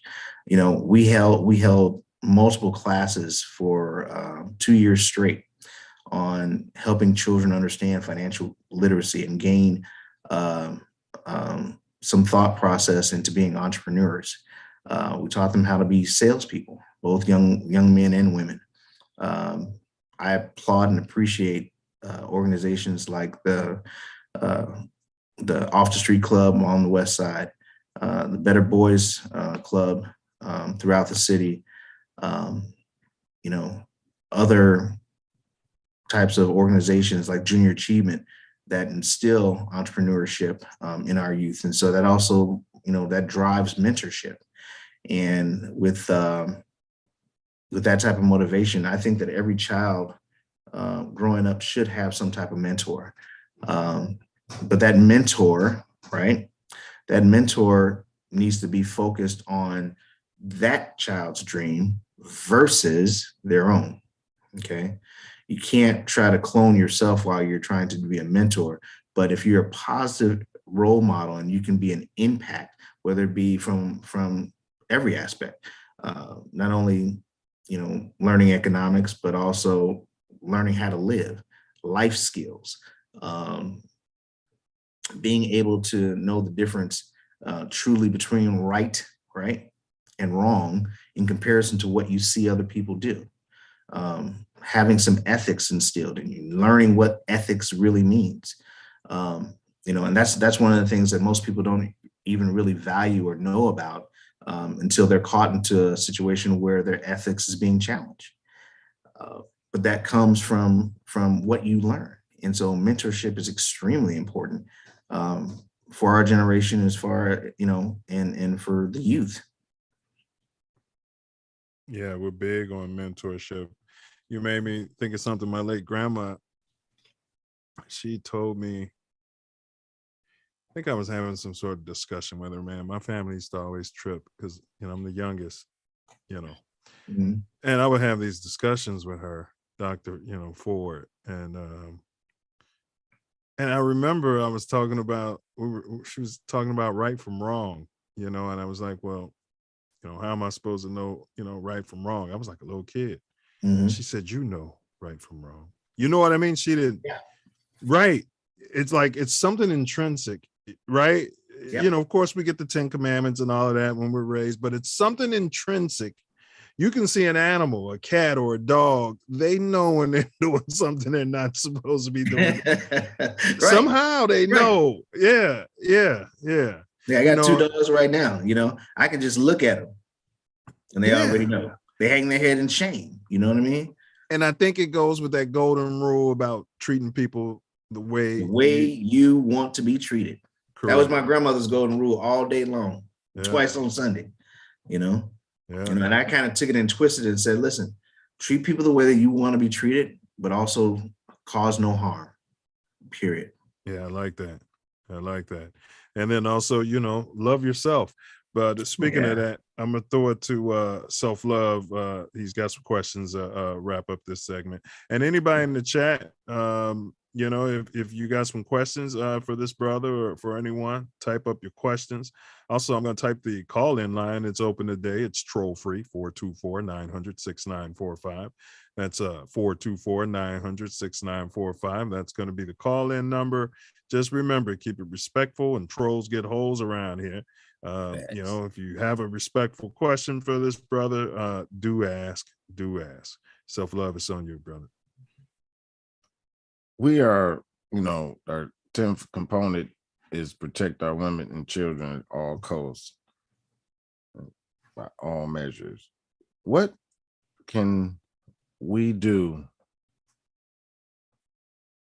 to protect our women from being murdered, kidnapped, and trafficked at an inordinate pace?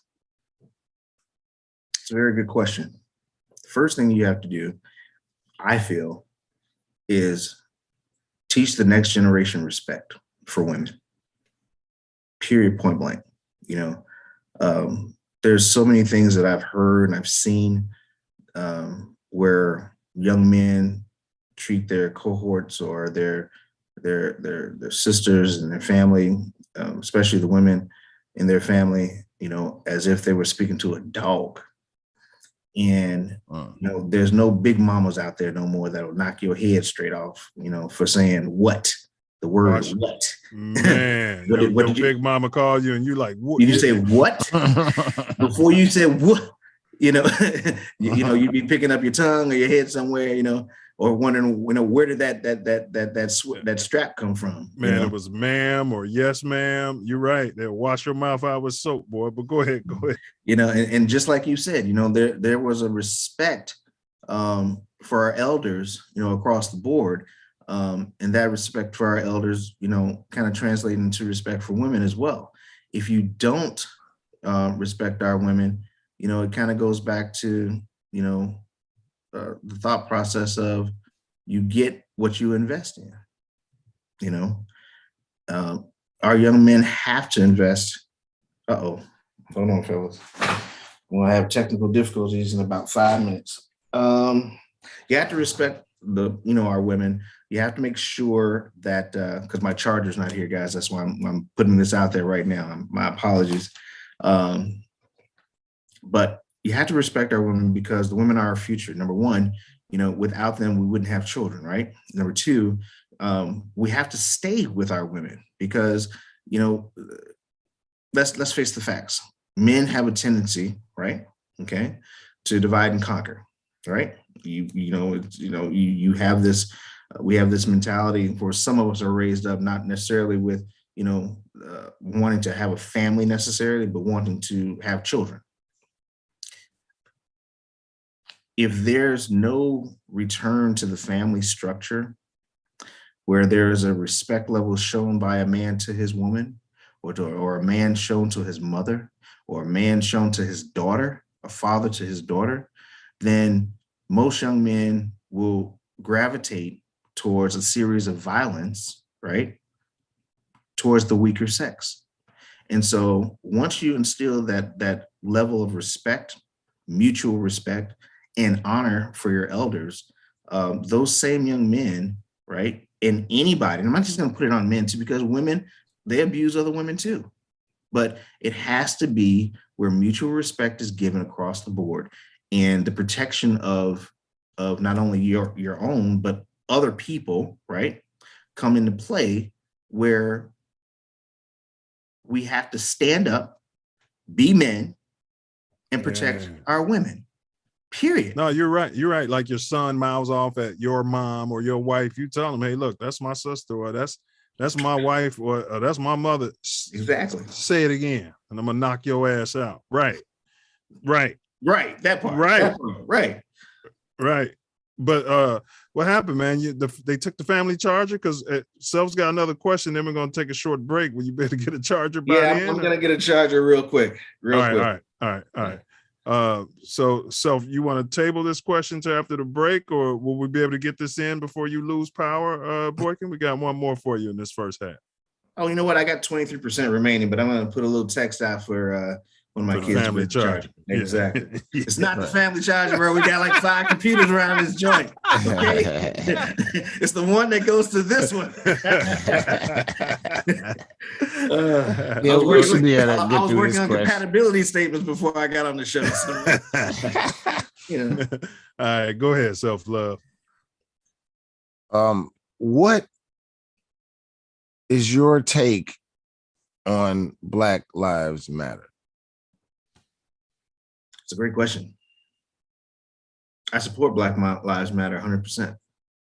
In fact, 1,000%. There's been a lot of trivial questioning about the support or where the support comes from for Black Lives Matter. There's also been some trivial questioning as to misappropriation of funds. Absolutely. But you got to start out with the thought process of how Black Lives Matter was originated, right? And then look at the movement that it caused for the good, right, of our people. To a degree, it's no different, and I might get ridiculed for saying this, but I'm just gonna keep it real. To the degree, it's no different than what some people would have said about, the Black Panthers, right? That movement started out with something completely different, more so than being militant. It could be the difference between going with Rainbow Push, right? The leadership and the shift and focus change from, the early 60s throughout the 80s to a more political stance. And then, to some mishandling of through leadership, some mishandling of funds and so forth and so on. These types of things. Blackstone Rangers, NAACP, Nation of Islam, but go ahead. All of those things, all of those organizations had their issues, right? But they all started out with one thing in common. That's for the upbringing, right, of people. Black, white, or indifferent. The Rainbow Coalition isn't called the Rainbow Coalition just because it has Black people within its coalition. It's called the Rainbow Coalition because it's inclusive of those people who believe in equal rights for everyone. Everyone. But the injustice comes into play when you start looking at the severity and the unbalance of Black people being in prison, being mistreated by the police, being wrongly accused in our justice system, being systematically destroyed from a family stance. All of those things come into play when you look at the frustrations that Black Lives Matter really exposed, right, on a social network level. It's not in the newspaper. It's not something that we haven't seen every day and we already know in our personal lives. It's something that they showed the world and the world responded. And you didn't see just Black people out there marching. You see white, Asian, Caucasian, Korean, Japanese, Hispanics. You saw a multitude of races backing up the premise of the Black Lives Matter movement, I even myself, I support it. I do, because we do matter. And for a long time, to a lot of people, our lives didn't matter. Yeah, and I always like to say it's Black Lives Matter too, Black Lives Matter as well. So when people started with that, well, all lives matter, I'm like, yeah, Right. That's the point. Right. Exactly. You know, Right.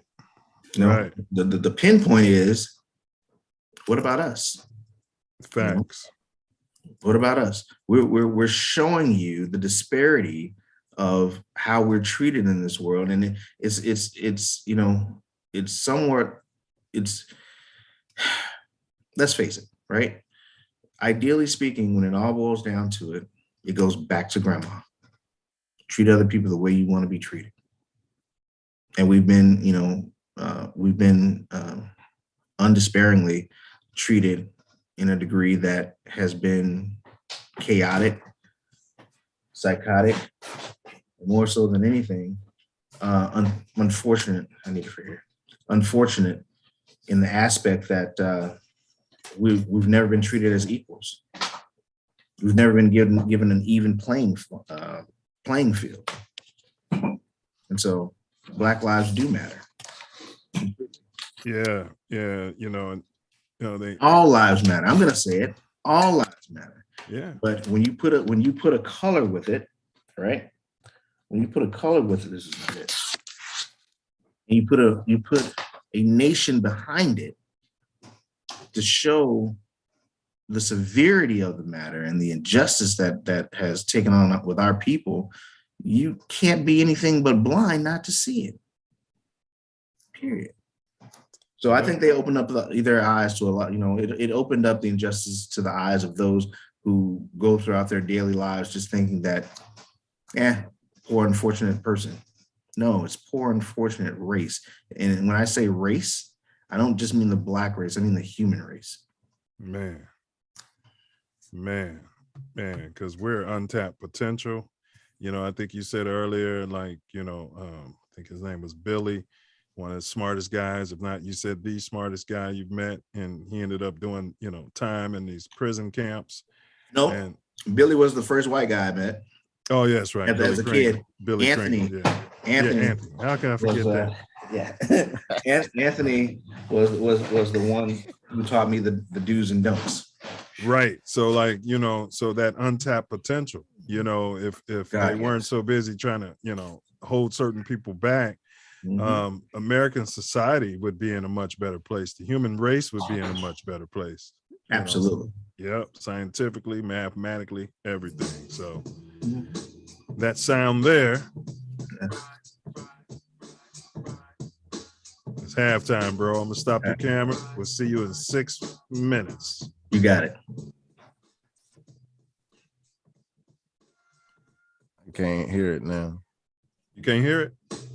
There you go. I think they own something. You hear it now? Halftime. Yep.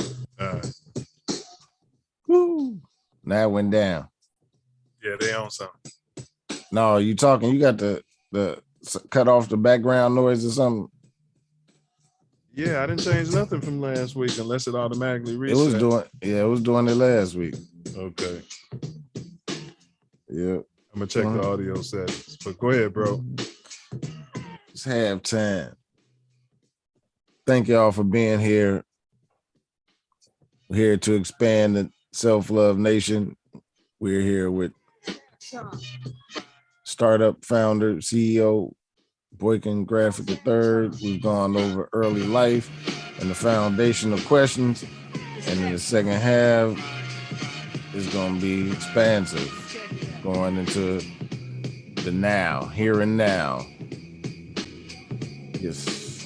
And is that better? Yeah, much. And we got a few videos that are, check them out. They are fantastic. 6 minutes. 6 minutes, Dougie Fresh. Yeah. And we will be right back at you. Sure.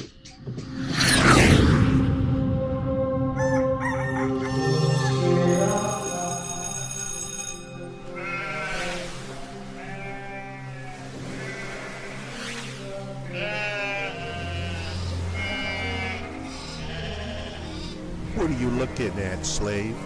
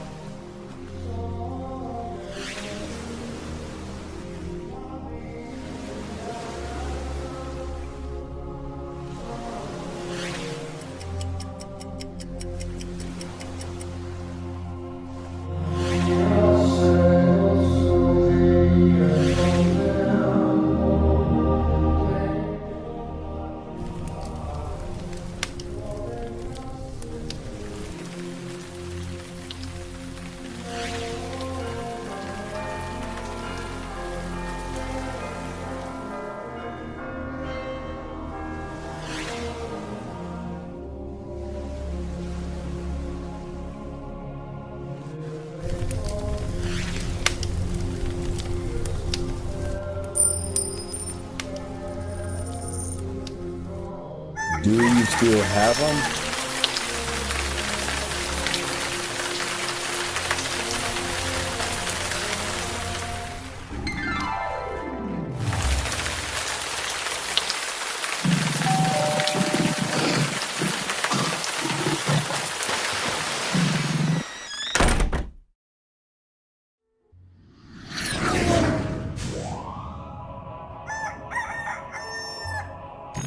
Second half starts in 2 minutes.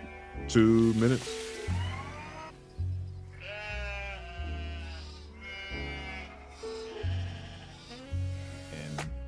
In the great manner and the vibration of love, as far as I'm concerned, because that's how I feel on a lot of the things that you said.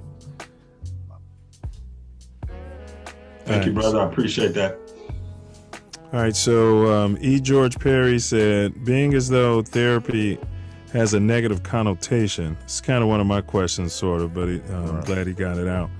As a negative connotation in our community, how does one convince a friend or loved one to seek help? Great question. Right.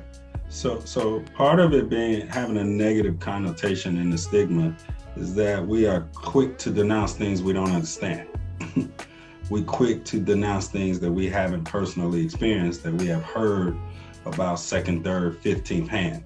The best way to show anyone is to show them, right? Not tell them, right? You can show them, right? And so if you want to encourage someone to go to therapy, tell them your story of when you went. Right? It's like asking somebody to get a job and you ain't got one. Lessons, not lectures. Go ahead, bro. Right. So show up, right? And keep in mind, going to see a therapist, nothing has to be the matter, right? You don't always go to the doctor. It's called getting a checkup. It's called maintenance. It's called prevention.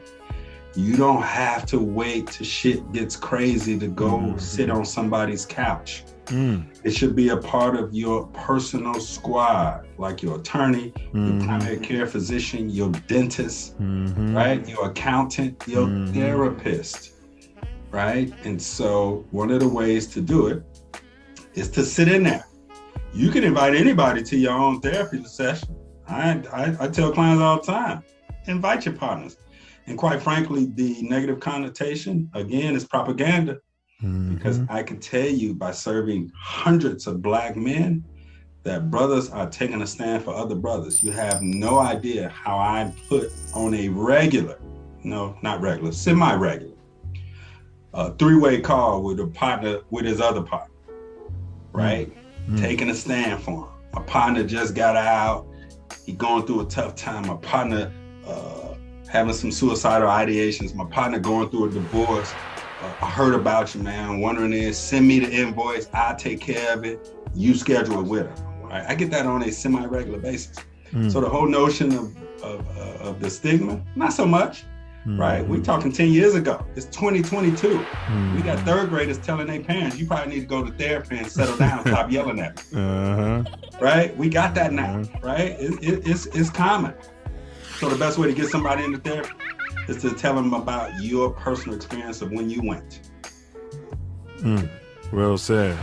And then his follow-up question to that is, how much does therapy generally cost, and is it potentially covered by your insurance provider?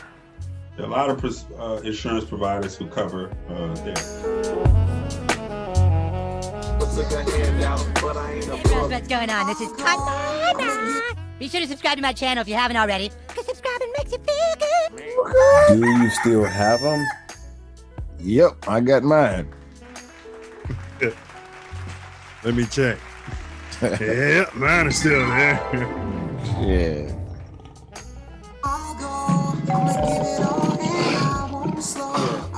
Kill that production.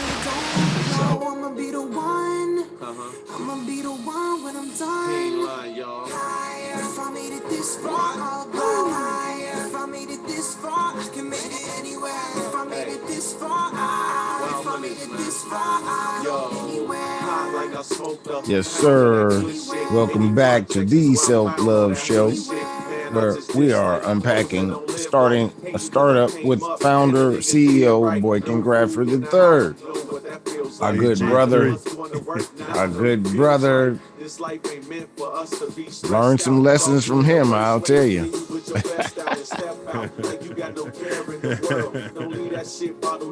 Love to know we expanded on early life, and we got to get the foundational questions in. We got that through, and now we're going to expand into next level, the here and now. Yes, sir. Hey, and so I did want to mention, I pinned in the chat the website that we're sponsoring. It's for the water, 1186water.com. And you write out 11 and then the number 86 and then water.com. And they're pulling it right out of an aquifer in Autauguaville, Alabama. I pride myself in knowing every, little corner of this country because, I've been working on the phones my whole life. And I've never, bro, ever even seen this word before, bro. Yeah. Where'd you say it's next to Mobile? Not too far from Mobile? No. It's southwest of Birmingham, Alabama. Birmingham. About 50 miles southwest of Birmingham, Alabama. Population 963. Wow. I mean, man, like no mention in no movie I ever saw, no rapper ever mentioned it, but that's just shows you how I guess I depend on this media to educate me. So maybe it's my job to do something to get it on the map. But I did have some stuff in the chat I want to acknowledge before we get going. Charles Newman said, he said there would be no need for Black Lives Matter if all lives were treated equally. Exactly. I agree. Facts. He also clarified something, not for you, but for me. He said water reclamation cleans up the water after it has been used and then discharges it back to the environment. Mm-hmm. All right. Jeanette Grafford said there are no big mamas left to tell you about what they saw with our girls because big mamas are now in their 30s partying with their daughters, trying to be their friends instead of a mom. True statement. Man, I was in the office today and coworker showed me somebody on TikTok and it was Janet Jackson. You're making money. Don't get me wrong. Do your thing. But I'm like, man, I think Janet Jackson's too old to be on TikTok. I'm saying that's a judgment, right? I mean, but that's just a kind of along those lines, man. Like when my grandmother was Janet Jackson's age, I don't think she'd have been thinking about a TikTok, even if a TikTok existed. No. She'd have been pulling the cord on the phone. That long, extra long cord. That was when phones were still on the wall and, you had to do like this. Oh, yeah. And don't let them get mad. They'll rip that phone cord off and start beating you with that. Anything necessary. Without question. Anything within arm's reach, Man. Yeah. It's like you just gave me a flashback on the phone. Don't you see I'm on this phone? Like, yo, boy. Yeah. Grandma. You get that second or third look, boy. You're lucky if you get that third look before. Exactly. Yeah. There's action. Are you still standing, after the second look? So, yeah. And then if that happened before, you don't even get the second look, right? If you've already had the discipline for that, it's just as soon as you come in, boom, boom, pop, pop. Oh, God. Yeah. I can tell you stories. Man, good times, though. Good times. It prepared you for the greater beta chapter as far as did it now? As far as I'm concerned. Where the magic happened. All right. We're going to slide into the professional life, and then we talked about 1186. But I want to talk about, because you were talking about starting our own companies and what you're doing for 1186 is huge anyway, because, you know, ultimately you want to work for a startup. And if you are working for someone, you know, have it be a Black company, and then, you know, you could work your way up possibly to, you know, partner, you know, sit on the board, that kind of thing, get you a piece. But let's talk about your firm, Zip Zap. How and when did you decide to launch Zip Zap? And can you describe your firm's mission, and then tell us how and when you decided to launch it? Sure. So back in 2021, I went on a trip to California, and I went to go visit my aunt, and she lived in San Diego. And the moment I stepped off the bus, because I flew out to visit my sister in Long Beach, and then I went to took a bus down to San Diego to go visit my aunt.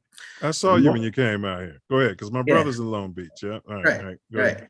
So when I stepped off the bus, I saw all of these electric bikes and scooters just scattered everywhere. And I'm like, how in God's earth do these people deal with these bikes just sitting there, and why aren't they locked up? You know?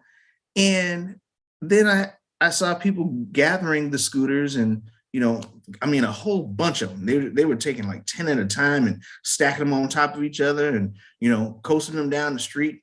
And they were going, well, I eventually found out they were going to recharge those scooters, right? And I said, damn. And so while I was out there, my son, he traveled down there with me, and, you know, he got on one of the electric bikes on the coastline on the shore, and again, where they were scattered all over the place as well. But he was having genuine fun. And I said, wow, I can't wait for this to come to Chicago, right? Soon as I got back home, that's when Chicago started launching their electric scooter program. And there were multiple companies that were getting into the game and waiting for the city to approve the scooter program. And they did their beta testing. I think that's greater beta testing. That's greater beta testing, absolutely. They did their testing throughout the city of Chicago. I believe it was in mid-2021, or definitely the summer of 2021.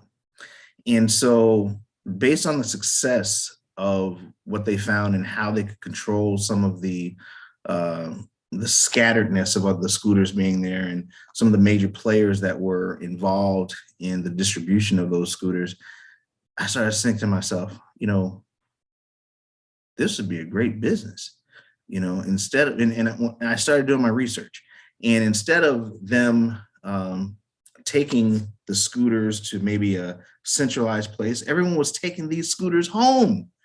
They were taking them into their garage, and they were, you know, setting up major lines of cords and, you know, and junction boxes and stuff like that, and electrical strips, trying to charge these scooters. And I said, that's crazy, you know, but they were doing it and they were making money. And so I said, you know what, there's got to be a better way. And so I started looking into it. I started seeing how some of the contracts were set up for the scooter charging systems and what have you, and all the equipment that you had to buy, and you know, started making my business plan on how can I capitalize on the charging portion of it, because it's a huge inconvenience to get in your car or get in your truck and, you know, throw these scooters in the back of your truck and go someplace. You know, you could live 50, 60 miles away, or, you know, or even if you stayed in the vicinity, you're only being able to charge the amount of scooters that you're able to gather all at one time. And so I said, you know what, I'm going to start a business where not only do we charge scooters, but we'll charge the bikes, we'll charge everything else. And I started looking for land, right? And trying to figure out what is the cheapest way to get this process going. And so I got with a small marketing team, and some business development companies like SCORE, Small Business Administration, to try to formulate a business plan that could resolve that issue. And I got the map of where all of these scooter chargers were located. And so we're in the process right now of converting trailers, right? Mobile trailers into place and strategically placing them throughout the city so that people will bring their chargers to me versus having to, bring them home. And so you would charge them a nominal fee for that. And part of the design of the actual trailer is to have the trailers not only run off the electric grid, but also to have them not cause such a huge carbon footprint by putting solar panels on those trailers, collecting the energy, and then bringing that energy back to the boxes that will then power the scooters and so forth and so on. So the city loves the idea. The state loves the idea. And so we've got a lot of backing that's coming down the pipeline for that purpose. And so that's one aspect of it. But then I started thinking bigger, and you got to kind of go back into history because I had to. You mean bigger than Mayor Lori Lightfoot's penis? Oh, go ahead. I'm sorry. You mentioned the city. Big ups to Mayor Larry. Yes, big ups, big Mayor Lori Lightfoot. Absolutely, absolutely. My bad to any kid. That is my friend. Hey, let me tell you something. I will tell you this. About Lori Lightfoot and her staff. Yeah, they get stuff done. I know. Your club, Kareem Pender was on the show. He's big ups to her too. So what I mean. I don't want to put my foot in my mouth. That you know what I mean. So hey, their staff gets stuff done. Yeah. All right, but go ahead. I digress. No worries. I mean, there's Chicago is a political city, right? And it has its ways and means, its departments and what have you. But I am a true believer. Without question, it's not what you know, it's who you know. Oh, facts. It really is. And if you can gather the support of those, not only from a political arena, but those who actually are like-minded in your mission to accomplish your goals, then those are the type of people that I have on my team. And those are the type of people that I look for to join my team. And then going back to the big picture, I started thinking, scooters and bikes, that's called micromobility, okay? Electrical micromobility. And I said, you know what? The world is changing. It's changing for the better because they're actually accepting the fact that global warming actually exists. No matter if we had a person that unfortunately that was the leader of our country that didn't believe in that, and where the world and science behind global warming was showing the pure facts that we're destroying our planet, but we have a chance. And then you started looking, I'm a huge sci-fi buff, right? Huge Star Wars, been a Star Wars buff since I was a kid. And the thought process of flying cars, right? That has always intrigued me. Spaceships, the whole nine. I wanted to be a pilot when I was growing up. And so flying was kind of in my blood. Ideally speaking, in fact, believe it or not, the whole reason why I came down to the University of Illinois was because of their pilot program. That was my gateway. Didn't last long, but the fact of the matter, because they started you out with all the maintenance and stuff. But go ahead, bro. Exactly. Yeah. And so, but it's that thought process that got me to start thinking, okay, well, you got the scooters and you've got the bikes. What about the cars? And then, during the 70s, 80s, you didn't hear about electric cars or anything like that. They were a passing fancy. at most, or they were really clunky and small. They didn't have a lot of range. They didn't have a lot of and gas was 35 cents a gallon. So exactly. No, right. yeah, I remember when it was really, really cheap. You can go down to Champagne back on 75 cents was the price. Grab 10 packs of cigarettes out of the thing. The dollar was really strong. I promise you, it was really, pump your own gas and get out of there. Yeah. The dollar was really strong. It was. Yes, the dollar was really, and the 5-finger discount. Oh, no. You know. Ding, ding. Ding, ding, ding. But you have to start thinking about, the history behind electric vehicles. And a lot of people don't know that, just this generation and, in our generation that's actually exploring the fact that, electric cars are good for the environment, right? There are some behind the scenes deficiencies when it comes down to how you get that electricity. Right. And as you all know, we're pulling away from coal being a source of electric power, to fund some of our electric plants and what have you. But with that being said, there's wind power, solar power, there's wave power, there's nuclear power. There's all of these different types of power sources that are naturally regenerative. Nuclear's coming. Well, nuclear power is probably going to go the way of the of the wooden wheel eventually. It should. It has its destructive measures as well. I won't mention Chernobyl. Free energy. Yeah, exactly. 3 Mile Island. Yeah, there you go.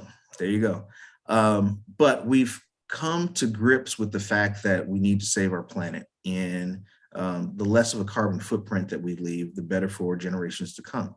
And so with the commitments that have been made to move from fossil fuels and move on to electric as a viable, renewable source of energy, it was natural that I looked into the fact of, wait a minute, well, we're doing all this charging for the bikes and the micromobility vehicles. Why not look into the fact that cars are going to change with the times, right? And so I started doing my research and found out that in 1832, right, the very first electric vehicle was created. Yeah. 1832. Yeah. Believe it or not, it was actually the first electric vehicle sold was in the United States was in 1870. Okay. 1889, the first electric vehicle, like I said, was sold in the United States. And then the 1890s, electric vehicles were actually really, really popular. But, and should I say, in 1901, Thomas Edison began building electric vehicles, or should I say the batteries for electric vehicles. From that point, and this was some interesting facts that I found too, Ferdinand Porsche, the originator of Porsche 911, their company was the first to create an electric hybrid of gas and electric cars. And this was in 1901. Okay. From that point, what kind of pushed forward, the electric vehicle out of the way was good old Henry Ford and the Model T. When they brought the Model T into existence between 1908 and 1912, and they've sold over 1 million models, it really pushed the price of gas and the creation, the use of oil to be converted into gas into a very viable source that was rich within our nation. And we didn't really have to do a lot of imports of oil or gas. And so it put America on the map when it came down to gasoline engines and the combustible engine. And so when it all boiled down to it, electric cars kind of got pushed to the side, right? Capitalism. Bingo. All about the mighty dollar. And so from that point, you start looking at electric cars from a different angle. And then you have the oil embargo of the 1970s, 1971, when, gas prices shot up and there were lines around, blocks just to get gas. And, people were, they were gouging the prices and what have you. Right. So then you move on to the thought process again of electric vehicles being, made popular again, but how could you do it if you don't have a network that will support and change the minds of individuals for the cars that could be produced that are electric cars. So, and this is where it gets a little crazy. Now, I'm gonna tell you right now, I'm getting a little older, and so my storyline gets a little blurred. So I wrote down some notes. So if you see me peep down, by no means, don't think I'm trying to read it off script, because I don't have, a magical blue light in front of me telling me what to read. But ideally speaking, I know that facts are facts, and so I speak facts when it comes down to business. But in 1971, right, the Moon rover, right, was an actual electric vehicle that bounced on the moon. 1973, General Motors developed an electric vehicle prototype, for mass production. 1974, the Sebring and Vanguard city car, right, electric city car, got 50 to 60 miles on one single charge, which is a far cry from the 300 and 400 miles that we're getting now. So there's natural evolution, even in the 70s, to bring electric cars back into the main stage, but that kind of fizzled out again. 1979, electric cars, interest began to come back into fruition because there was a need and an increased range and performance of those vehicles. Between 1990 and 1992, the feds and local governments, they started to renew their interest in electric cars, because even then they saw where there was a carbon footprint left by oil and the emissions that were being spewed into the atmosphere.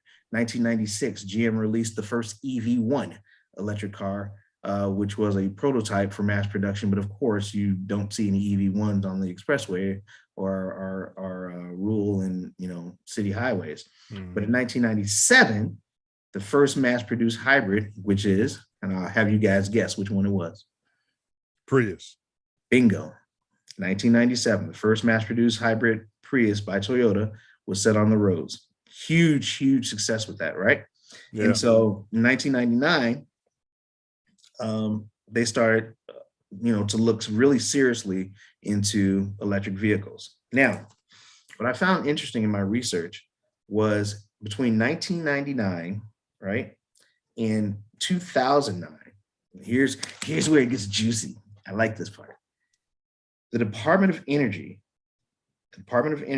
started looking at how climate change and investment in renewable energies actually would affect how the United States and the world looks at us as global leaders. And so there was a nationwide charging infrastructure set in place in 2009 already, where there were 18,000 privately held commercial and government charging stations placed throughout the United States, where only 8,000 of them are public, for public use. 8,000. Right. So they're charging government cars. Right. Absolutely. They're not just charging government cars, they're actually charging public cars, public and private. So between 2009 and 2013, an infrastructure was actually put in place for charging stations, right? And that's when they started to create a universal charging link that would actually charge almost any car that has that same type of handset that could fit into their car. Right. Okay. And then in 2010, because you can't have the Lori Lightfoot charger and you got a small little tank. You might have the biggest. I got the biggest charger in the city. Right. So in 2010, GM came out with the Chevy Volt. Okay. Right. But guess whose batteries they used? The Toyotas. Nope. No. The Chevy Volt. Yeah. I'll tell you. Yeah. Who? The Department of Energy. Oh, I didn't know that. The Chevy Volt was created with the Department of Energy's batteries. That was creation in the early 1990s and going into the 2000s. So that's how GM capitalized on being able to utilize batteries, right, from the government, that technology into their cars. So GM got welfare. You say that, Because the government's batteries is our batteries, the people. We pay for it with our taxes. Think about it like this. GM, Ford, Chrysler, they all got a bailout, right? Chrysler, my God, they get bailed out every 5 minutes. They all got a bailout. Ford didn't take the bailout. I think they took a little bit just to make sure that they would stay in line, but they gave that money back. Oh, okay. Kind of way that went. Okay. You know, it's kind of like when they were giving out PPE money or PPE money, and Amazon. Amazon got a nice little chunk, and they were like, "Wait a minute, hold it. Really? Do y'all really need that money? Nah, we don't need it. Nah, here you go. You can take it back." You know, so. But yeah, the Chevy Volt was actually created off of Department of Energy batteries. Wow. And so, like I said, 18,000 charging stations was created for, 13, for the entire population. So where are the charging stations? Great question. If you don't know where the charging stations are in your area or in your community or even within your state, you won't know because it was not meant for you to know. It was the setup. It was this infrastructure that was being built so that everything could be around, set up around the structure that they tried to create already. Remember, 18,000 of these were created. Right. It's a chicken or the egg scenario. Exactly. So they wanted to have them in place so that when GM and certain companies got ready, then we're all going to know where they are. Absolutely. But what that did was open the door to an immersive amount of possibility. And so when it all boils down to it, right, this year, and I'm going to try to just break it down a little bit. This year alone, $5 billion, that's billion with a B, was attached to the $1.2 trillion infrastructure program bill that passed out of the Build Back Better bill that didn't get a chance to come through. But the infrastructure bill actually was inclusive of vehicle charging stations and a charging network being created for United States drivers. That's $5 billion that is going to be allocated to private companies that can provide absolutely. And that's going to be spread out over a course of 5 years. So in that process, it's already been announced that a lot of the automakers are going to stop making ICE or internal combustion engines by 2025. That's the commitment. Will they do it? Will they reach it? I don't know. But I can tell you this. Right now, to fill up a Tesla X, which is a big body electric vehicle, is only $17. Right. And you get a range between 350 and 400 miles. Yeah, in Cali, you get that all day. Yeah. And for their the Tesla 3 model, it only costs $7.50.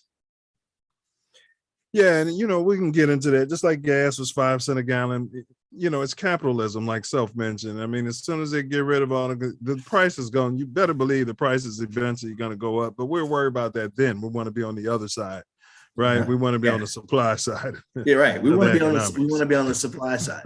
And you want to be part of that infrastructure setups. And so that's where Zip Zap was created. We want to be a part of the infrastructure setup, be able to utilize not only the focus on residential installation, but commercial installation, as well as public way installation. And that way, you're setting a foothold on the industry of being a minority player. I was just about to say, if you can get a white girl on your team, you might be able to get one of those minority contracts.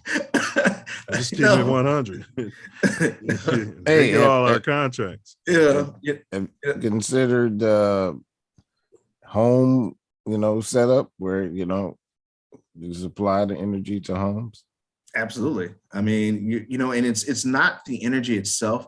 You want people to start reusing renewable energy across the board, right? Right. And part of that is where you're seeing a lot of homes that are being installed with solar panels, right? Or they're switching their electric supply to those companies that have renewable energy. And so even ComEd is is moving towards, or has moved towards, reusable energy sources as well. I have panels on my house. See, right. There you go. Yeah. And so you're able to save money across the board, and then you're able to use that money. It's almost like getting free gas or free electricity when you're putting that energy source directly into your car, right? I feel like in Chicago, you don't get enough sun. You should have windmills. I'm being 100. But there's a key element behind that. The sun is the source, right? Right. Of the power, but it could be gray outside, just raining, and you still have light. Right. The solar panels they capture the light and ultraviolet rays that are emitted by the sun. It's not the actual sunshine that powers that solar panel. Y'all should still have windmills up over your house. But go actually, ahead. you know what? I mean, Listen, if you go down to I-57, you see a them. whole bunch of windmills out there, right? Yeah. Right, with the little flashing lights, the red lights. They got a lot of wind farms driving through Iowa. Yeah. Exactly. So that it's here. It's here right now. That power is here, and it's growing. And so the ability to get to a point where you're basically going to be powering your car almost for free is not too far off.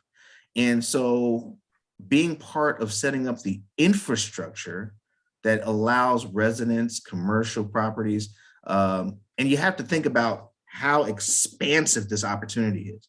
I want you to think about it, right? When you walk outside, you walk on concrete, right? Right. Okay. So for every place you drive, you have to park your car somewhere, right? Right.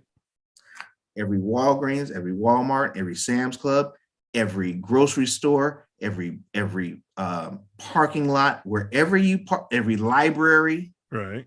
Every parking meter.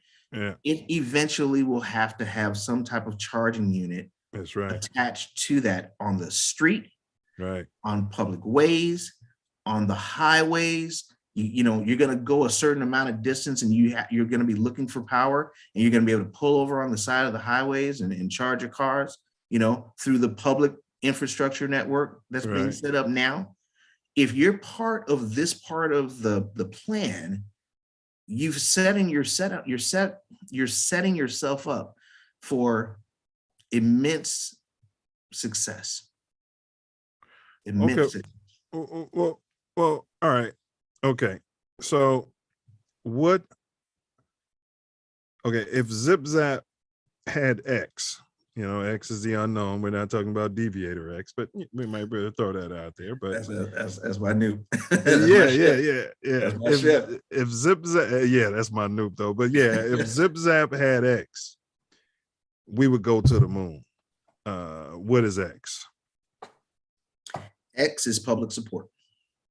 Ideally speaking, when it all boils down to it, you know, I'm building a team of experts in the field. Remember, like I told you, you know, Grandma said, don't be the smartest one in your cradle or circle, you know, because you might be the dumbest one coming out of it. You know, I'm building a team of individuals who are like-minded, who are looking towards the future, who are looking at, you know, trying to eliminate or reduce the carbon footprint that we have right now, who want to create a future for themselves, their children, and with public support more so than anything, as well as private support. Don't get me wrong, we're taking investors on as well. The evaluation of our company is actually going to be underway in about 6 months. Once we start to solidify some contracts and make some more connections as far as being inclusive in my organization to allow for small business contractors, and that's primarily what I want. There's a lot of big fish out there, a lot of big fish, but if you can gather the small business contractor to see the benefit of what's going on and actually make them partners so that they own a piece of this company, and can see where the residuals far outweigh the immediate investment, then those are the type of people that we're looking for. And so that public, support, as well as the support within my own community, goes a long way. And so if they can see where there's one of us, right, and one of them, that's all in this company together, it's a unified front. You know, it just so happens that there's a Black man at the helm. All right. So basically you are at some point, like I know a lot of people do crowdfunding. Is that right? Crowdfunding. Have you looked into that as a way to, you know, generate funds, or you're more looking for, you know, private/public investors? I'm looking for private/public investors, not necessarily the crowdfunding crowd, because this is kind of too big for that. You know, you're looking for governmental grants. You're looking for large investors. You know, my investment platform is inclusive of all of the big, you know, car makers, because it's their cars that are going to be supported. And so there's a niche there for supporting Black-owned businesses as well as minority businesses that is going to be continuous as they begin to move towards only producing electric vehicles. So it only works and it's synchronous to be able to support businesses that are going to be enabling your vehicles.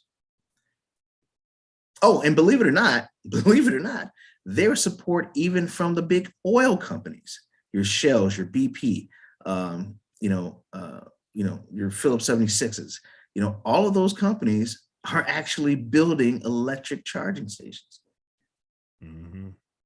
I just want to be the installer.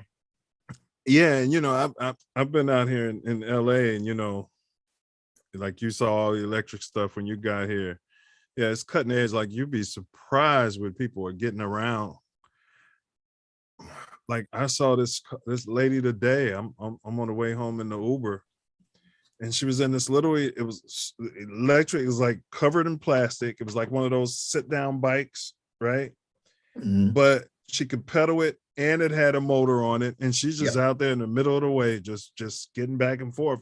You know, you'd be surprised what people are traveling on. You know, they need to charge those hovercrafts. They need to charge, like they got those unicycles. It's like a little ball, and people are just using those things, bro, like in suits going to work. These millennials are something else too, man. They're gonna get around. They're gonna get there, and they're not gonna pay $7 a gallon. Nope. No. You know, you know, and now that I think about it, one of the things that really interests me when I was traveling for a little bit, and you would go to the in the airports and you would try to find some place to charge your phone. Yes. Yeah, it pisses you off. And then when you find one, it's a low speed charger. And like it's literally not charging it. But go ahead. Like it's literally not charging your phone. Yeah. But people don't think about the outlet that you have to plug it into. Right. So part of the and I won't say failure, but one of the missteps that those charging posts had in the airports were the fact that they use very cheap material. Right. You know, it's all about the quality of the material that you use as well as the marketing that you utilize to do it. So what did the airports do? They changed all the seats and they put electric outlets on the seats. And all you have to do is charge your phone up right next to it, right? Man. That what does that do? That creates loyalty, that creates convenience, right? And in this business, you have to create loyalty and you have to create convenience. You do. So that's one of the major things why Zip Zap was created. Number one, it's a catchy name, you know? Yeah, I like it.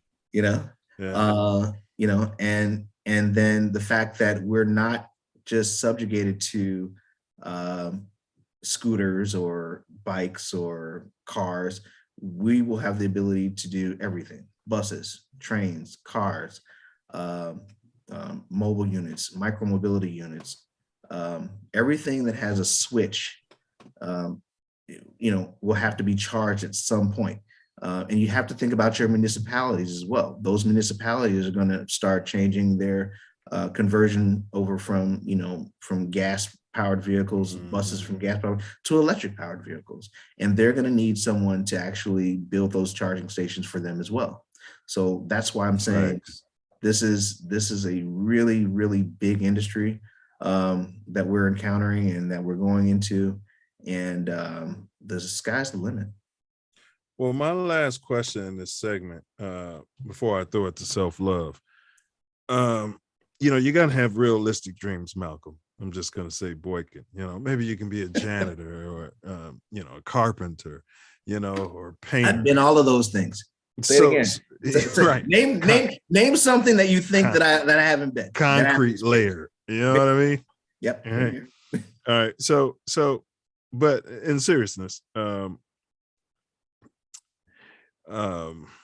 what makes you capable? What makes you the one to succeed in this space? And then that's my last question in this segment. I'm going to say our will to succeed, our ability to see and forecast where we need to be successfully, not outgrowing our resources, but growing the business exponentially to the point where we're in the game and we're learning through experience. And collectively, which is why I said a collection of small business owners that are already in the game. I want individuals that are like-minded, and the fact that with Zip Zap, we're involving more people that are in the industry than just having a complete company that is for itself. The building of our businesses will not be just reliant upon what we have as resources, but what we can also bring to the table collectively. Securing those resources, being evaluated every day in what we do, how we do it, the quality of our work, the quality of the materials that we're installing, ensuring that our customer service and our outlets and our resources and our ability to do what we say in a timely fashion and on budget will be the greater part of our success towards the future. Facts. For Zip Zap. Well, facts. And what advice would you have for a young silverback? And we say silverback because we want our reparations. Cut the crap, cut the check. Mm-hmm. What advice you have a young silverback interested in starting a business in this space? Follow your passion. This business isn't for everybody. Just because there's somebody who's good at one thing doesn't necessarily mean that you'll be good at that same thing. Like, ideally speaking, I never called myself a salesperson by a long shot. I always called myself a consultant because I believe that the product should sell itself and you should be an educator towards that product. And in this particular business, there's a lot of competition. But once you have your niche, once you gain your following, and part of our business, and I'm just gonna kind of put it like this, it's not beating around the bush, but one of our things is where people are actually paying at the pump. We would actually offer a subscription service, so we never lose out on revenue. It's almost like prepaid, and so so you never lose out on revenue. And so for those who are looking to enter in this space, I say learn from the experiences of those who are already in the business. And then if you choose, right, to be independent of that, there's nothing wrong with that. If you see where you have the wherewithal and the training, you gain the knowledge to start your own business in the EV solutions business or EV charging stations business, I say go for it. I say go. There's more than enough money out here to be successful, and you can't be everywhere. A perfect example of that is the cell phone business. You got a ton of cell phones, right? You've got a ton of different carriers. There used to be so many different carriers out there that it got ridiculous. You had Primeco, you got, you had who'd you have?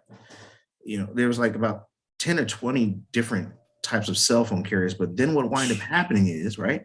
Remember the beepers, all those beeper? Oh yeah. Yeah. Oh yeah. But then what happened was they started to merge, right? Yeah, they bought them up. They bought them all up. Yeah, so You know, it's all consolidated. exactly. And so, it wouldn't be too far-fetched to say that one day we wouldn't get an offer to be bought out. The question is, are we ready? Perfect example of that right now, Twitter. How old is Twitter? What, 15, 10 years old? Started out with an ideal, and now it's being bought for billions of dollars. They're not going to fire everybody at Twitter. They're just going to have a different purpose. They're going to have a different mission, a different way. They're going to open up conversation for, freedom of speech. Our scenario in this business is to allow those who want to come in and learn and to grow. That only leads to our better success. And if they want to branch out, guess what? We'll have room for them too. This is a national company. It's not just, based here in Chicago. Our ultimate goal is to become an international company because the world is just bigger than the United States. Facts. That is facts all day long. That's where Leandrew Wade comes in. My shit. Yes, sir. I really only got one more question left for you. Okay. My good note. Yo. My 3. And so I'm just gonna clubs. That's we all clubs. All clubs. clubs. You already look at this. Just, that's how it goes. I love it. But yeah, it wouldn't be without the 3. No, ain't no way. No way. Head knocker. That's right. Yeah, all day. No way. All No day. way. At least us 3. You know what I mean. What's your question? But Dr. King had a dream. What is yours?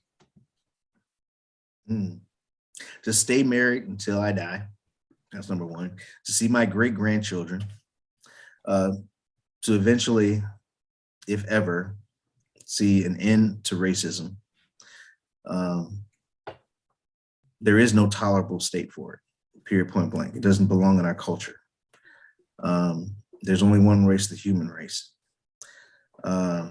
My dream is to be successful in the things that I do and the ventures that I have. Keep my friends close and never develop any enemies. The next thing I would say is, if there was a dream that I would love to share, is I want to see that first flying car. Yeah. I want to live long enough to see that first flying car. Yeah, you want to fly it, man. You know what I mean? Yeah. Charge up your own car and then fly it. Yes, sir. So it's from Zip Zap EV Solutions to Zip Zap Automakers. How about it? Facts. Facts. All right. That was a great question, Self Love.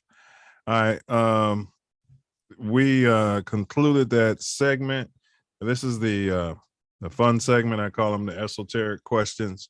And then we'll wrap it up. So don't forget, your kids, can be watching this in another time. So speaking of another time, let's imagine Self Love produced a time machine, right? Okay. And, and he was able to take you back in time. It only goes backwards. And so now he put you back to your 9th birthday.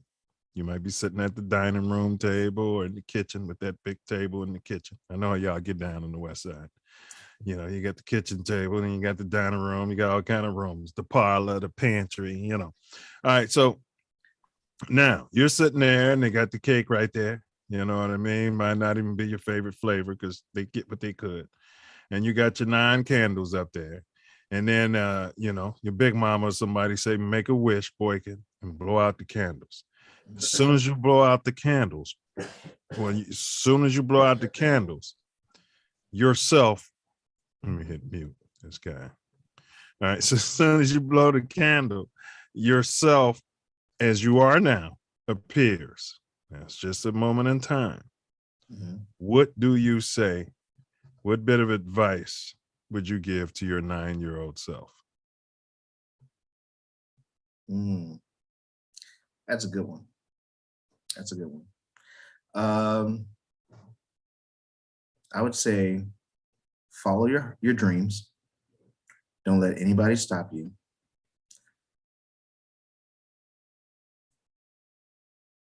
Spend more time with your kids, okay? Because they do love you, and they'll go to the ends of the earth with you.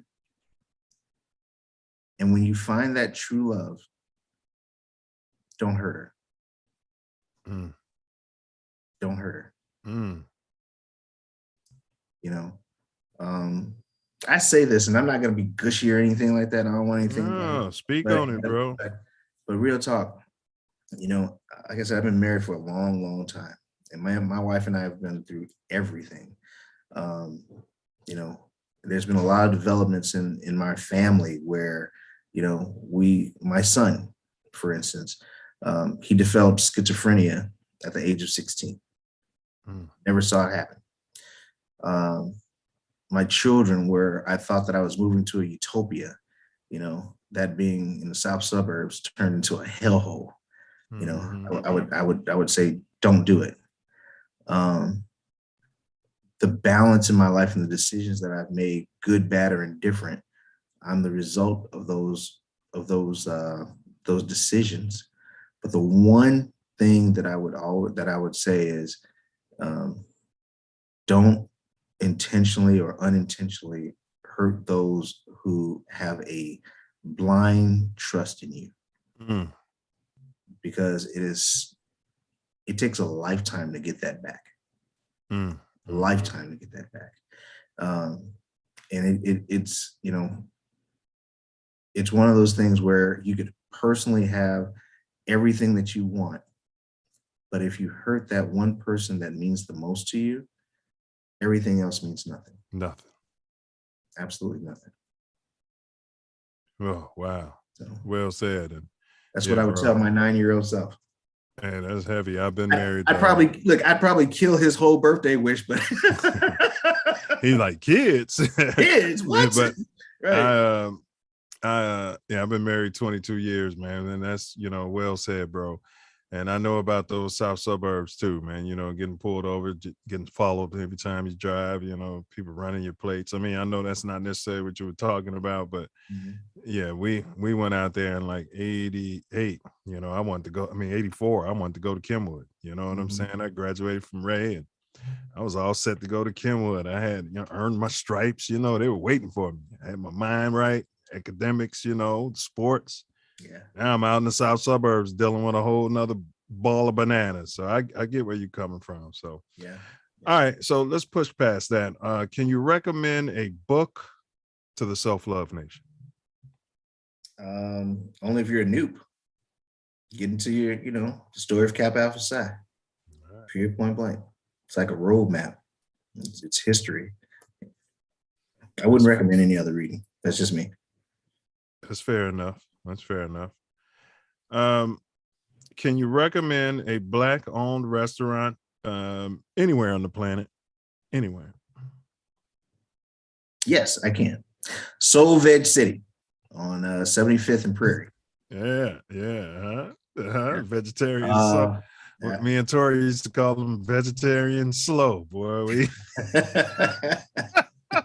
We used to order it and then go sit out there and smoke one and go in there. We'll order it, show up late because we knew they were going to take the time. Go in there, Tori or Mia, go check up on the order. It ain't ready yet. We call it in. Yeah, call it in. Then we'd smoke on the way there, get there, go in there to check about it. Oh, they move around and they start cooking it. We sit out, smoke a couple more, and I'm not talking about little ones. You know what I mean? Every time. But yes, that food was so good.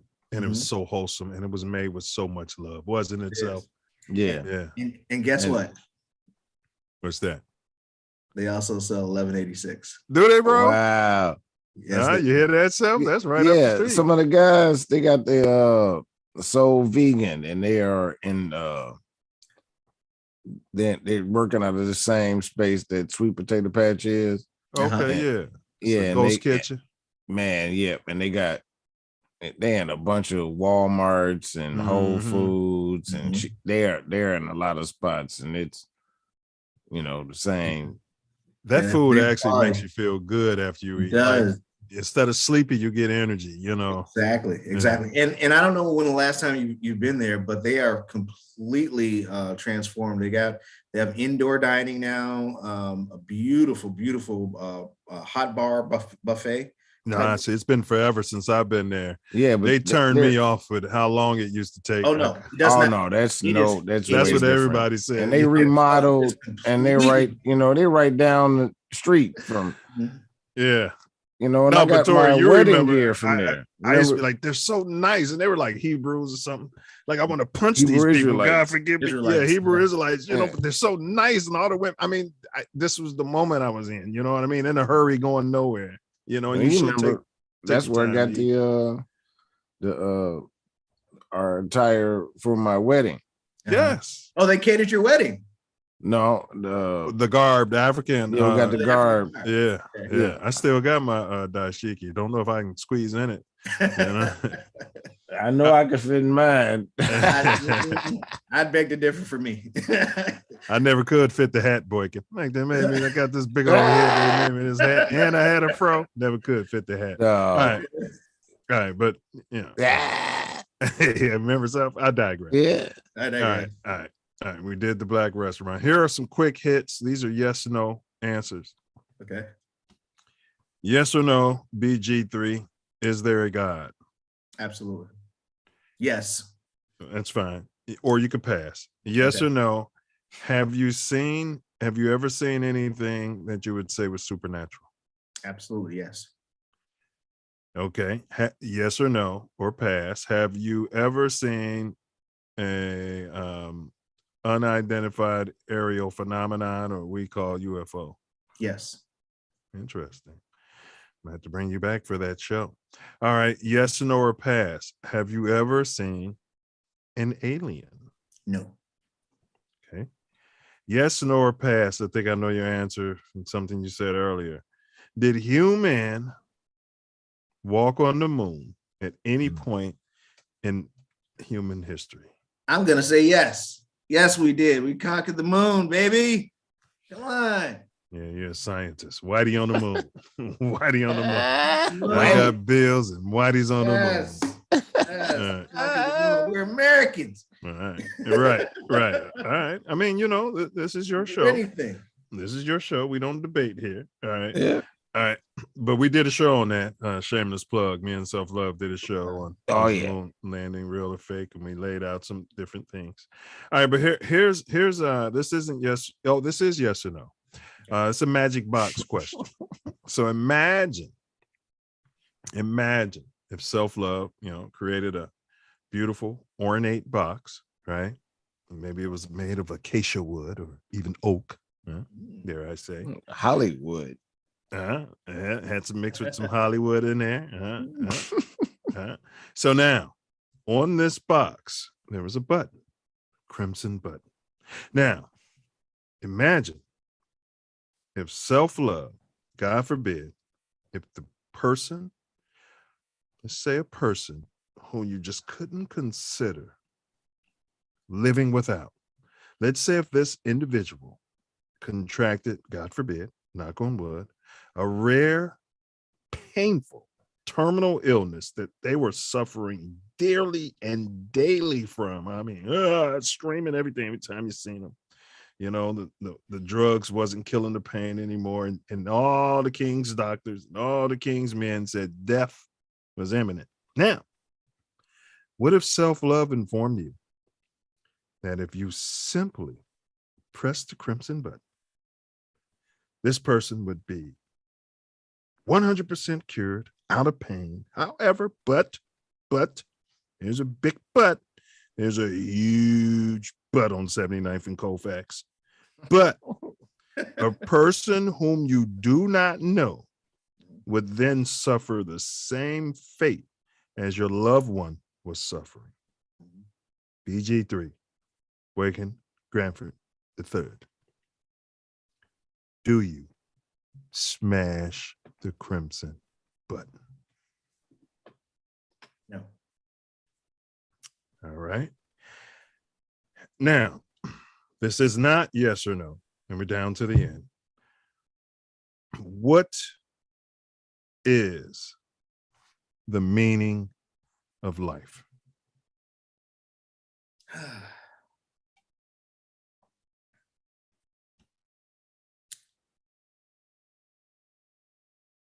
You are an internal soul. This body is a vessel. You only have a certain amount of time on this planet. And what you do at that time is critical from every moment, every second, every minute, every hour, and every day. Don't waste a moment of it. Live life to the fullest and allow yourself to make mistakes. Allow yourself to come back from those mistakes and live life without harming other people. So that when you meet your demise, you can honestly say that you live life to the fullest. You've lived, you've loved, you've laughed, you've cried. You've righted the wrongs that you've created, and you made someone else happy during your time period on this planet. That's the meaning of life. I like it, Club. I like it. Yeah, your club, I'm the overseer in the chat said, what up, Club? Yeah, I hear you, though. You know, my epitaph, he came, he saw, he kicked ass. You know what I mean? All right. So we play a quick game. It takes 60 seconds or so. That's cool. All right. But before we do that, is there anything that we haven't unpacked or anything that you wanted to comment on before we start the game? I think I'm good. All right. So this game is called the Self Love Arc. All right. So we all know who, the biblical Noah is, and you guys probably are imagining the white man from the Hollywood movies, but hey, I mean, it's just conditioned. No. All right. You gotta think about the region, I'm just telling you what pops to mind. I'm going to be honest here. Everything I see, this guy's, Caucasian, and maybe he was. Who knows what's in his heart? But that I digress. All right. But the point of this game is this. I'm going to give you a pair of items. It's like a psychological ink box. You have 60 seconds to get through. It's going to be a total of 12 pairs. So what's that? 12, 24, 36, 36, 5 seconds per pair. We want you to answer quickly. If you don't want to respond, you can say pass. You can do 2 passes, but of course, you lose those points. If you do more than 2 passes, you get 0 points for the game. All right. How many questions are there again? There's going to be a total of 12 if you get through them. 12 questions. All right. So for example, are they yes or no? You're going to choose one. So for example, I might say 1186 water or Dasani. 1186. Exactly. Got it. So okay. All right. Let's go. All right. So here we go.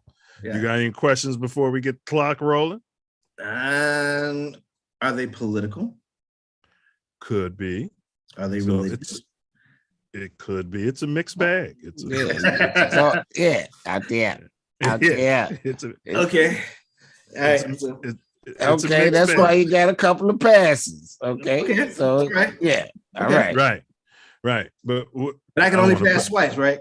Yes, but you lose those points. So if you answer them all, you get 12. We've had many a person come in here and get 12, haven't we? So there is no wrong answer. You know, of course, you might embarrass yourself and your progeny.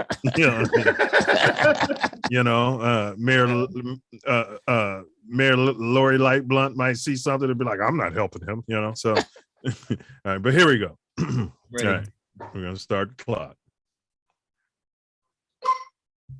Barack Obama, Michelle Obama. Barack. Muhammad Ali, Michael Jeffrey Jordan. Muhammad Ali. Tupac, Biggie Smalls. Biggie. Malcolm X, Dr. Martin Luther King Jr. Malcolm X.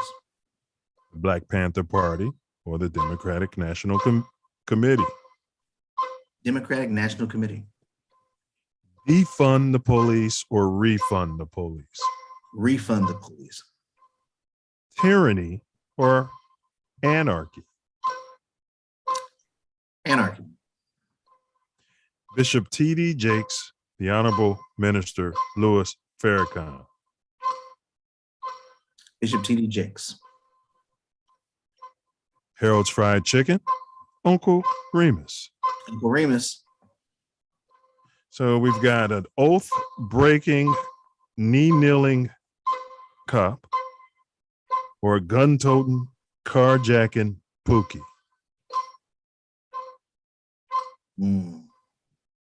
Oath-breaking, knee-kneeling cop. Carjacking Pookie. People of color or B1, meaning black first. Pass. Last question. Die right now or live forever? Live forever. You're the first person we asked that one. All right, that was an 11-pointer. Good job, bro. You passed on people of color and B1. I can't believe you answered all those other ones. And you know what I mean? Yeah. Yeah. Hey, we all got our home, inner spirit. So we all got our one bread race, butter here. One race, human race. That's it. One race. I hear that. I know. I hear that. So that would have been, I hear you. And here's a certainty. This is a fact every single day. Okay. I look in the mirror, and those who see me on this video in the future, they will know I'm black. I support my race 1,000%. Thanks. And nothing changes in that whatsoever. I live with that reality every day. Oh yeah. Yeah, you're melanated. That's for sure. All day, every day. All right. Well, then that all being said, good brother, any big ups or shout outs that you want to give, bro? Without question. Here we go. Big ups to Capital Ship Raw, Spring 89. Renegades and Warriors. Renegades and Warriors. That's Brother Maurice Roberts, Romaine Thomas, Mark Luster, Stephen Beard. Yo. Mark Luster was my dean. And Chapter Invisible.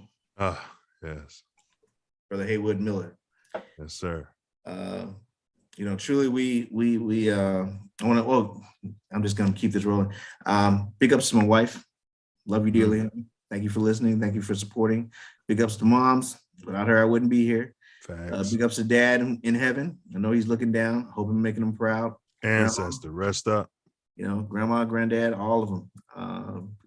That they're my models. They're my inspiration.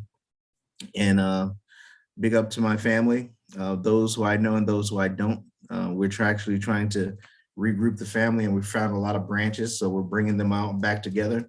All right. And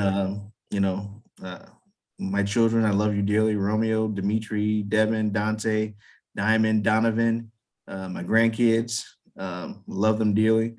A big up to the Noops. Man. And greater baby. May we live forever and reign. Man, big ups. And Noop, I want to thank you sincerely for doing this, man. It was expansive. Man, our show is your show. If you ever want to come in and chime in or do this again, you're always welcome. Self love, what say ye, bro? Man, it's been a blessing. It's been many lessons. And a question. When you want to display what you have offer the people, come to us. Let us know. You'll be first. You'll be the first to know. We'll present it. We'll present it is our whole premise. Yeah, and when you become the next what's his name? Bob Johnson, Greater Beta Noob, or Elon Musk, and you sell your business for 100x or 1000x, you know, these videos will start spending. They'll be like, man, he had this guy. Yeah, at the beginning. You know what I mean? Yeah. So we're pulling for you, Noob. I thank you. And you guys are doing a hell of a job. Great platform, you know. I know you. I know you. And you know, I'm proud to say I participated in the making of both of you from a standpoint of our fraternity, our love for the chapter, and for the frat. And so in that, Self Loves, thank you for having me on. I really appreciate your time, your effort, and inviting me. And if there's anything I can do for you or any of your listeners, please, by all means, reach out. Can I give a phone number out? It's absolutely up to you. Yeah. All right. So if you want to order 1186 real artesian water, feel free to dial toll free 1-844-469-1186. That's number again is 844-469-1186. And my direct extension is extension number 4. So you guys, once this live stream ends, I'm going to put the link into the comments. I'm going to pin it in the comment, and also the phone number with this brother's extension. Any other way they can contact you as well? You know, IG or anything like that? If, you know, they might be potential investors or. No. All right. Call this number. Call that number. All right. Good enough. Good enough. Oh, okay. All right. So, Noop, Club, I appreciate you making us. And, you know, we don't kick any black men out. We for damn sure don't kick any brothers out. And we for damn sure don't kick any Greater Beta Noobs out. So show yourself the door. We're cutting the music off and we putting the food up. So you know one love. What? No after party? No after party? No. We're not gonna swing the cup. No, we poured the punch. The punch is gone. Everything. So it's all gone. Hey, we swung the cup the whole show. I mean, we did. Didn't you know? Love you guys. Don't pass a brother by. I love you more, bro. All right, y'all. Yo. Yo. You, dope. One. Yep. Yes, sir. One. Magnanimous, huh? Yeah, it was definitely your perspective. Man, I forgot. I wanted to ask him. But I will save it for the next show. I forgot to ask him about it. Damn. You know what? I forgot. What's that? What? Happy anniversary, the Kappa ship above. Yes, that was supposed to have been in my announcements as well. Your boys. Go ahead. Yes. Well, let me go off camera. My guys. Love y'all from beginning to end. Mark Sawyer. He's invisible.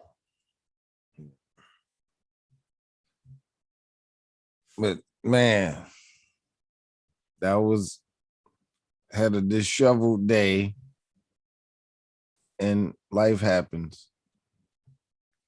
Yeah, well, you know, it's not just on you. I made those guys too. So big ups to ATL, you know, that's Kappa ship above the law. And they would have been spring 91, right? Yeah. So yo to those guys. Good man. Right off of y'all back. Yeah. Good man. All right. So man, magnanimous though, huh? The Boykin, man. Wow. Yeah. Right before us. You know. Yeah, we got to see. Yeah. I tell you what though, he's thorough. You know, he does his diligence. So he's embarking upon his journey sounds like he's putting himself in a position, to get thrown some of those grants, and when that money starts coming downhill, when they need to build that infrastructure, they got to do something with the money. So yeah, I mean, he's setting up to be able to put the infrastructure in place. So it's a great position to be in. Yeah. Wish him nothing but blessings on his on this endeavor. So we're gonna support it. So absolutely. All right, just let me see here. We did the esoteric questions. We did the self-love arc. All right, so we're down to the key to the riddle. And so I'll go back to the question. Things that are offered for free always have a hidden cost. And self-love, I could tell it was only like the tip of your tongue. You just couldn't get it out, but then somehow you figured it out. So what do you have? You get what you pay for. That's a good one. But that's not what I was looking for. Oh, wow. Hey, I like it. It actually fits better than what the answer was. But all right. Actually, that's good. All right. Things that are offered for free always have a hidden cost. So the key was, I think your answer was probably more appropriate. There's no such thing as a free lunch. Similar to your answer. It's just, that was kind of broad. You know what I mean? I'm surprised nobody in the chat got it. Yeah. Right. All right. But there is no such thing as a free lunch. If self-love takes me out to lunch, pays for everything out there, it's free to me, but somebody paid for it out there. I mean, self-love paid for it. You know what I mean? I like mine better too. Yeah, yours is actually better. All right. All right, but here we go. But I do understand that too. You know what I mean? They both fit. But I do like yours. Yeah, you get what you pay for it. You're damn right you do. All right. Here we go. Actually, I was looking at that. They said rich people are the financially secure. They're cheap in a lot of ways, or frugal, right, but they don't mind paying twice as much for certain things as long as they get the quality. Right. Yeah. So their time is so important to them. So if they don't need somebody coming around your house to do some contracting work and some repairs on the cheap, but then it takes 2 years extra, they'd rather pay somebody to do the work right, a little bit extra, who's good at their craft, and just get it done and get the hell out of their house. Right. Experts. Yeah. They pay for the experts and the experience, right? The wisdom. Yeah. All right. But here we go. All right. So we did that. So now, next week, you guys, that's May 4th. Wow. Whew, already in May. On the Self Love Show, right here at 8 p.m. Central Standard Time. That's 6 p.m. on the West Coast. We're covering Asian hate, fact or fiction, real or cap. Yeah. Been a lot of chatter about that over there. See, Self Love and I, we don't do these shows just to catch the algorithm, just to chat about it and everybody else. We do it when the good Lord moves us to do the show. We've had enough information, we've heard about, enough data, and now we're going to sit here and unpack it. What say ye, Self? Asian hate, fact or fiction? Well, there's been a lot of hate going around, and you buy now. So I'm not sure what they're talking about. So we're going to talk about it next week to figure it out. I feel sorry for your mother. All All right. Well said, Self. Well said. Well said. All right. And then so mañana for my Latinx, that means tomorrow, on Mouthpiece Included, right here on TATN. That starts at 9 p.m. Chicago Don't time. forget your mouthpiece. Don't forget, you better bring Go at your the grill. You better bring your mouthpiece. All right. All right. And so we got that tomorrow. Is the National Football League and ESPN and the other major sports, are they in collusion? Are they all owned by one entity? Does the NFL control the narrative? You'll find out tomorrow. Could that be possible, Self? Could that be possible? All these billionaires got these $billion stadiums and all working these together. Yeah. How could that, why would that be? Why would they do that? Right? Why would they do? Right? Self Love Show is so big. We're billionaires, and why couldn't we start a whole nother podcast, finance, where they just say great stuff about us, or that we at least control the narrative? Well, that's what is what it is. On all media, you know how I feel about this situation. Well, it's We've an open shown mic. it and proved it. It's an open mic, Self. So you're welcome to pull up. And so now to my personal favorite part of the whole shebang. We close it out with Tory Wordsmith's final words out there. Man, been a whole lot of illusion put before you, and you don't know it can cause you confusion. It's been an intrusion onto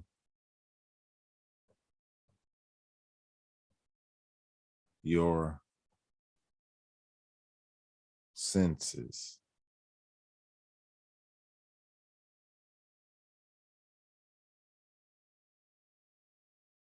Attack to leave you defenseless.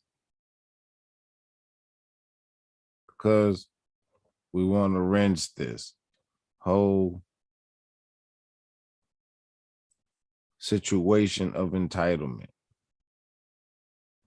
It's been taught to you, it's been taught to us. And no excitement.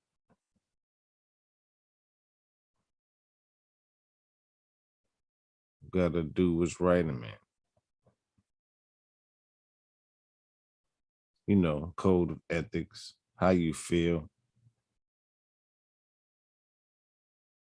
Do what's right, man.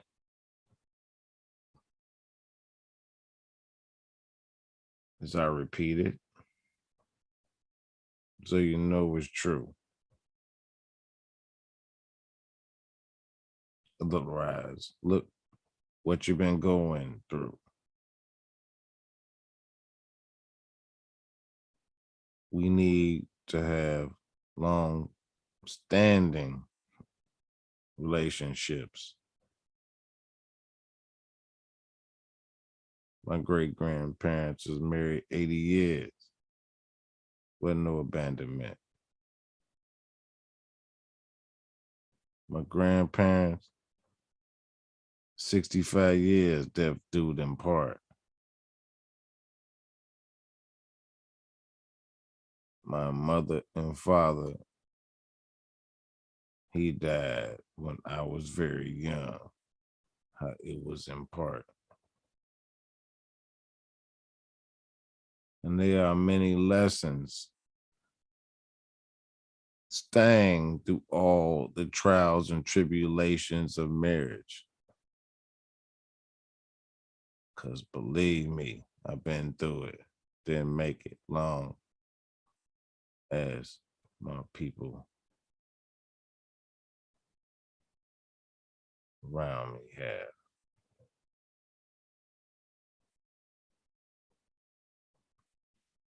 But I know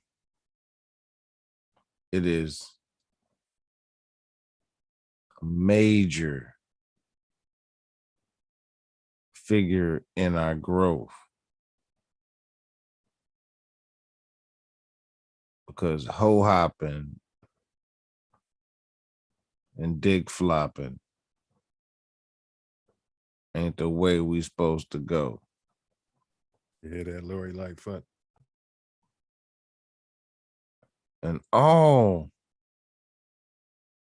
the media tell us that's how it's supposed to be. But ain't it curious? It only turns up in our community.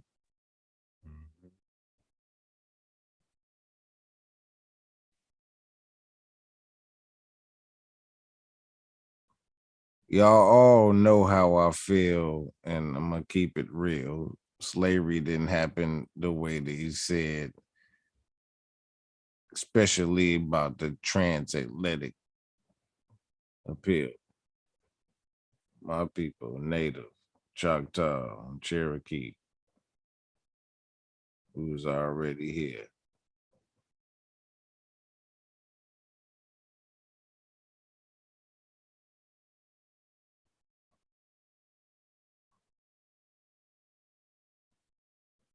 But we need to elevate our minds, come together to elevate our times, because we have a whole situation that is in of need. And if we put it together correctly, we will all exceed.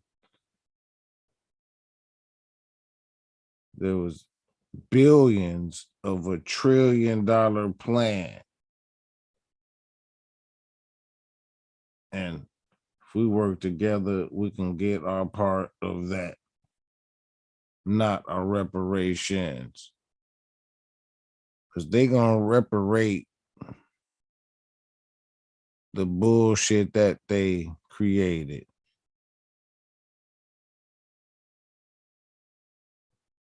The paper genocide of the bullshit that they slated. That's another day, another show.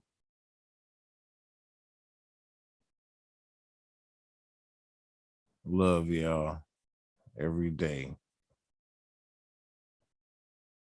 Yo.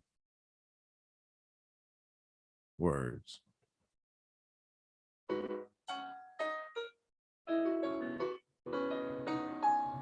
Well said. We got us another Chi-Town artist. This one's called No Matter What.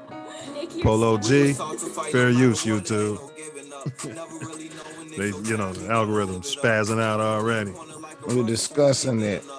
Yes, we're unpacking it. All right, so here we go, Self Love. Bullets are boomerangs. Stand your ground. Live by the sword. Murder is suicide. Yeah, an eye for an eye. Silence is violence. You see something, say something.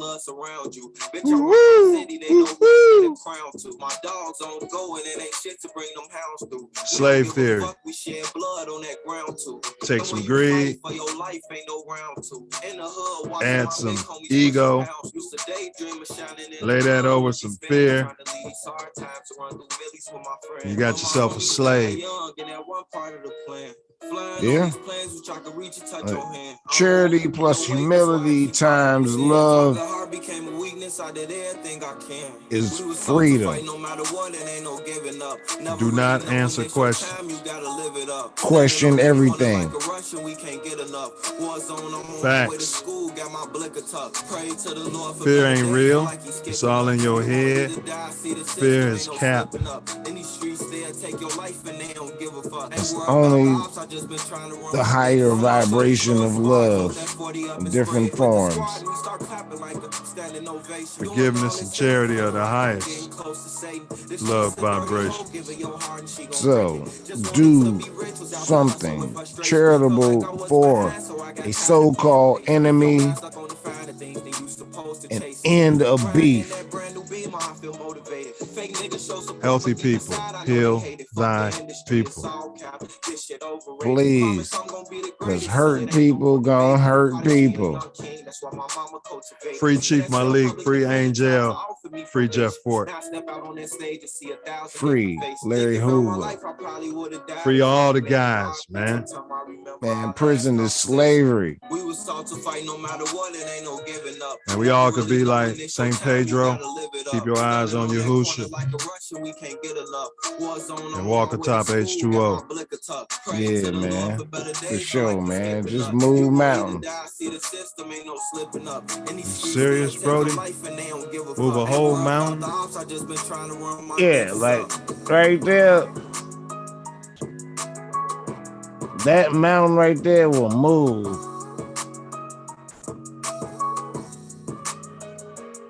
Wow. Command it, man. All we need. Faith of a mustard seed. Facts.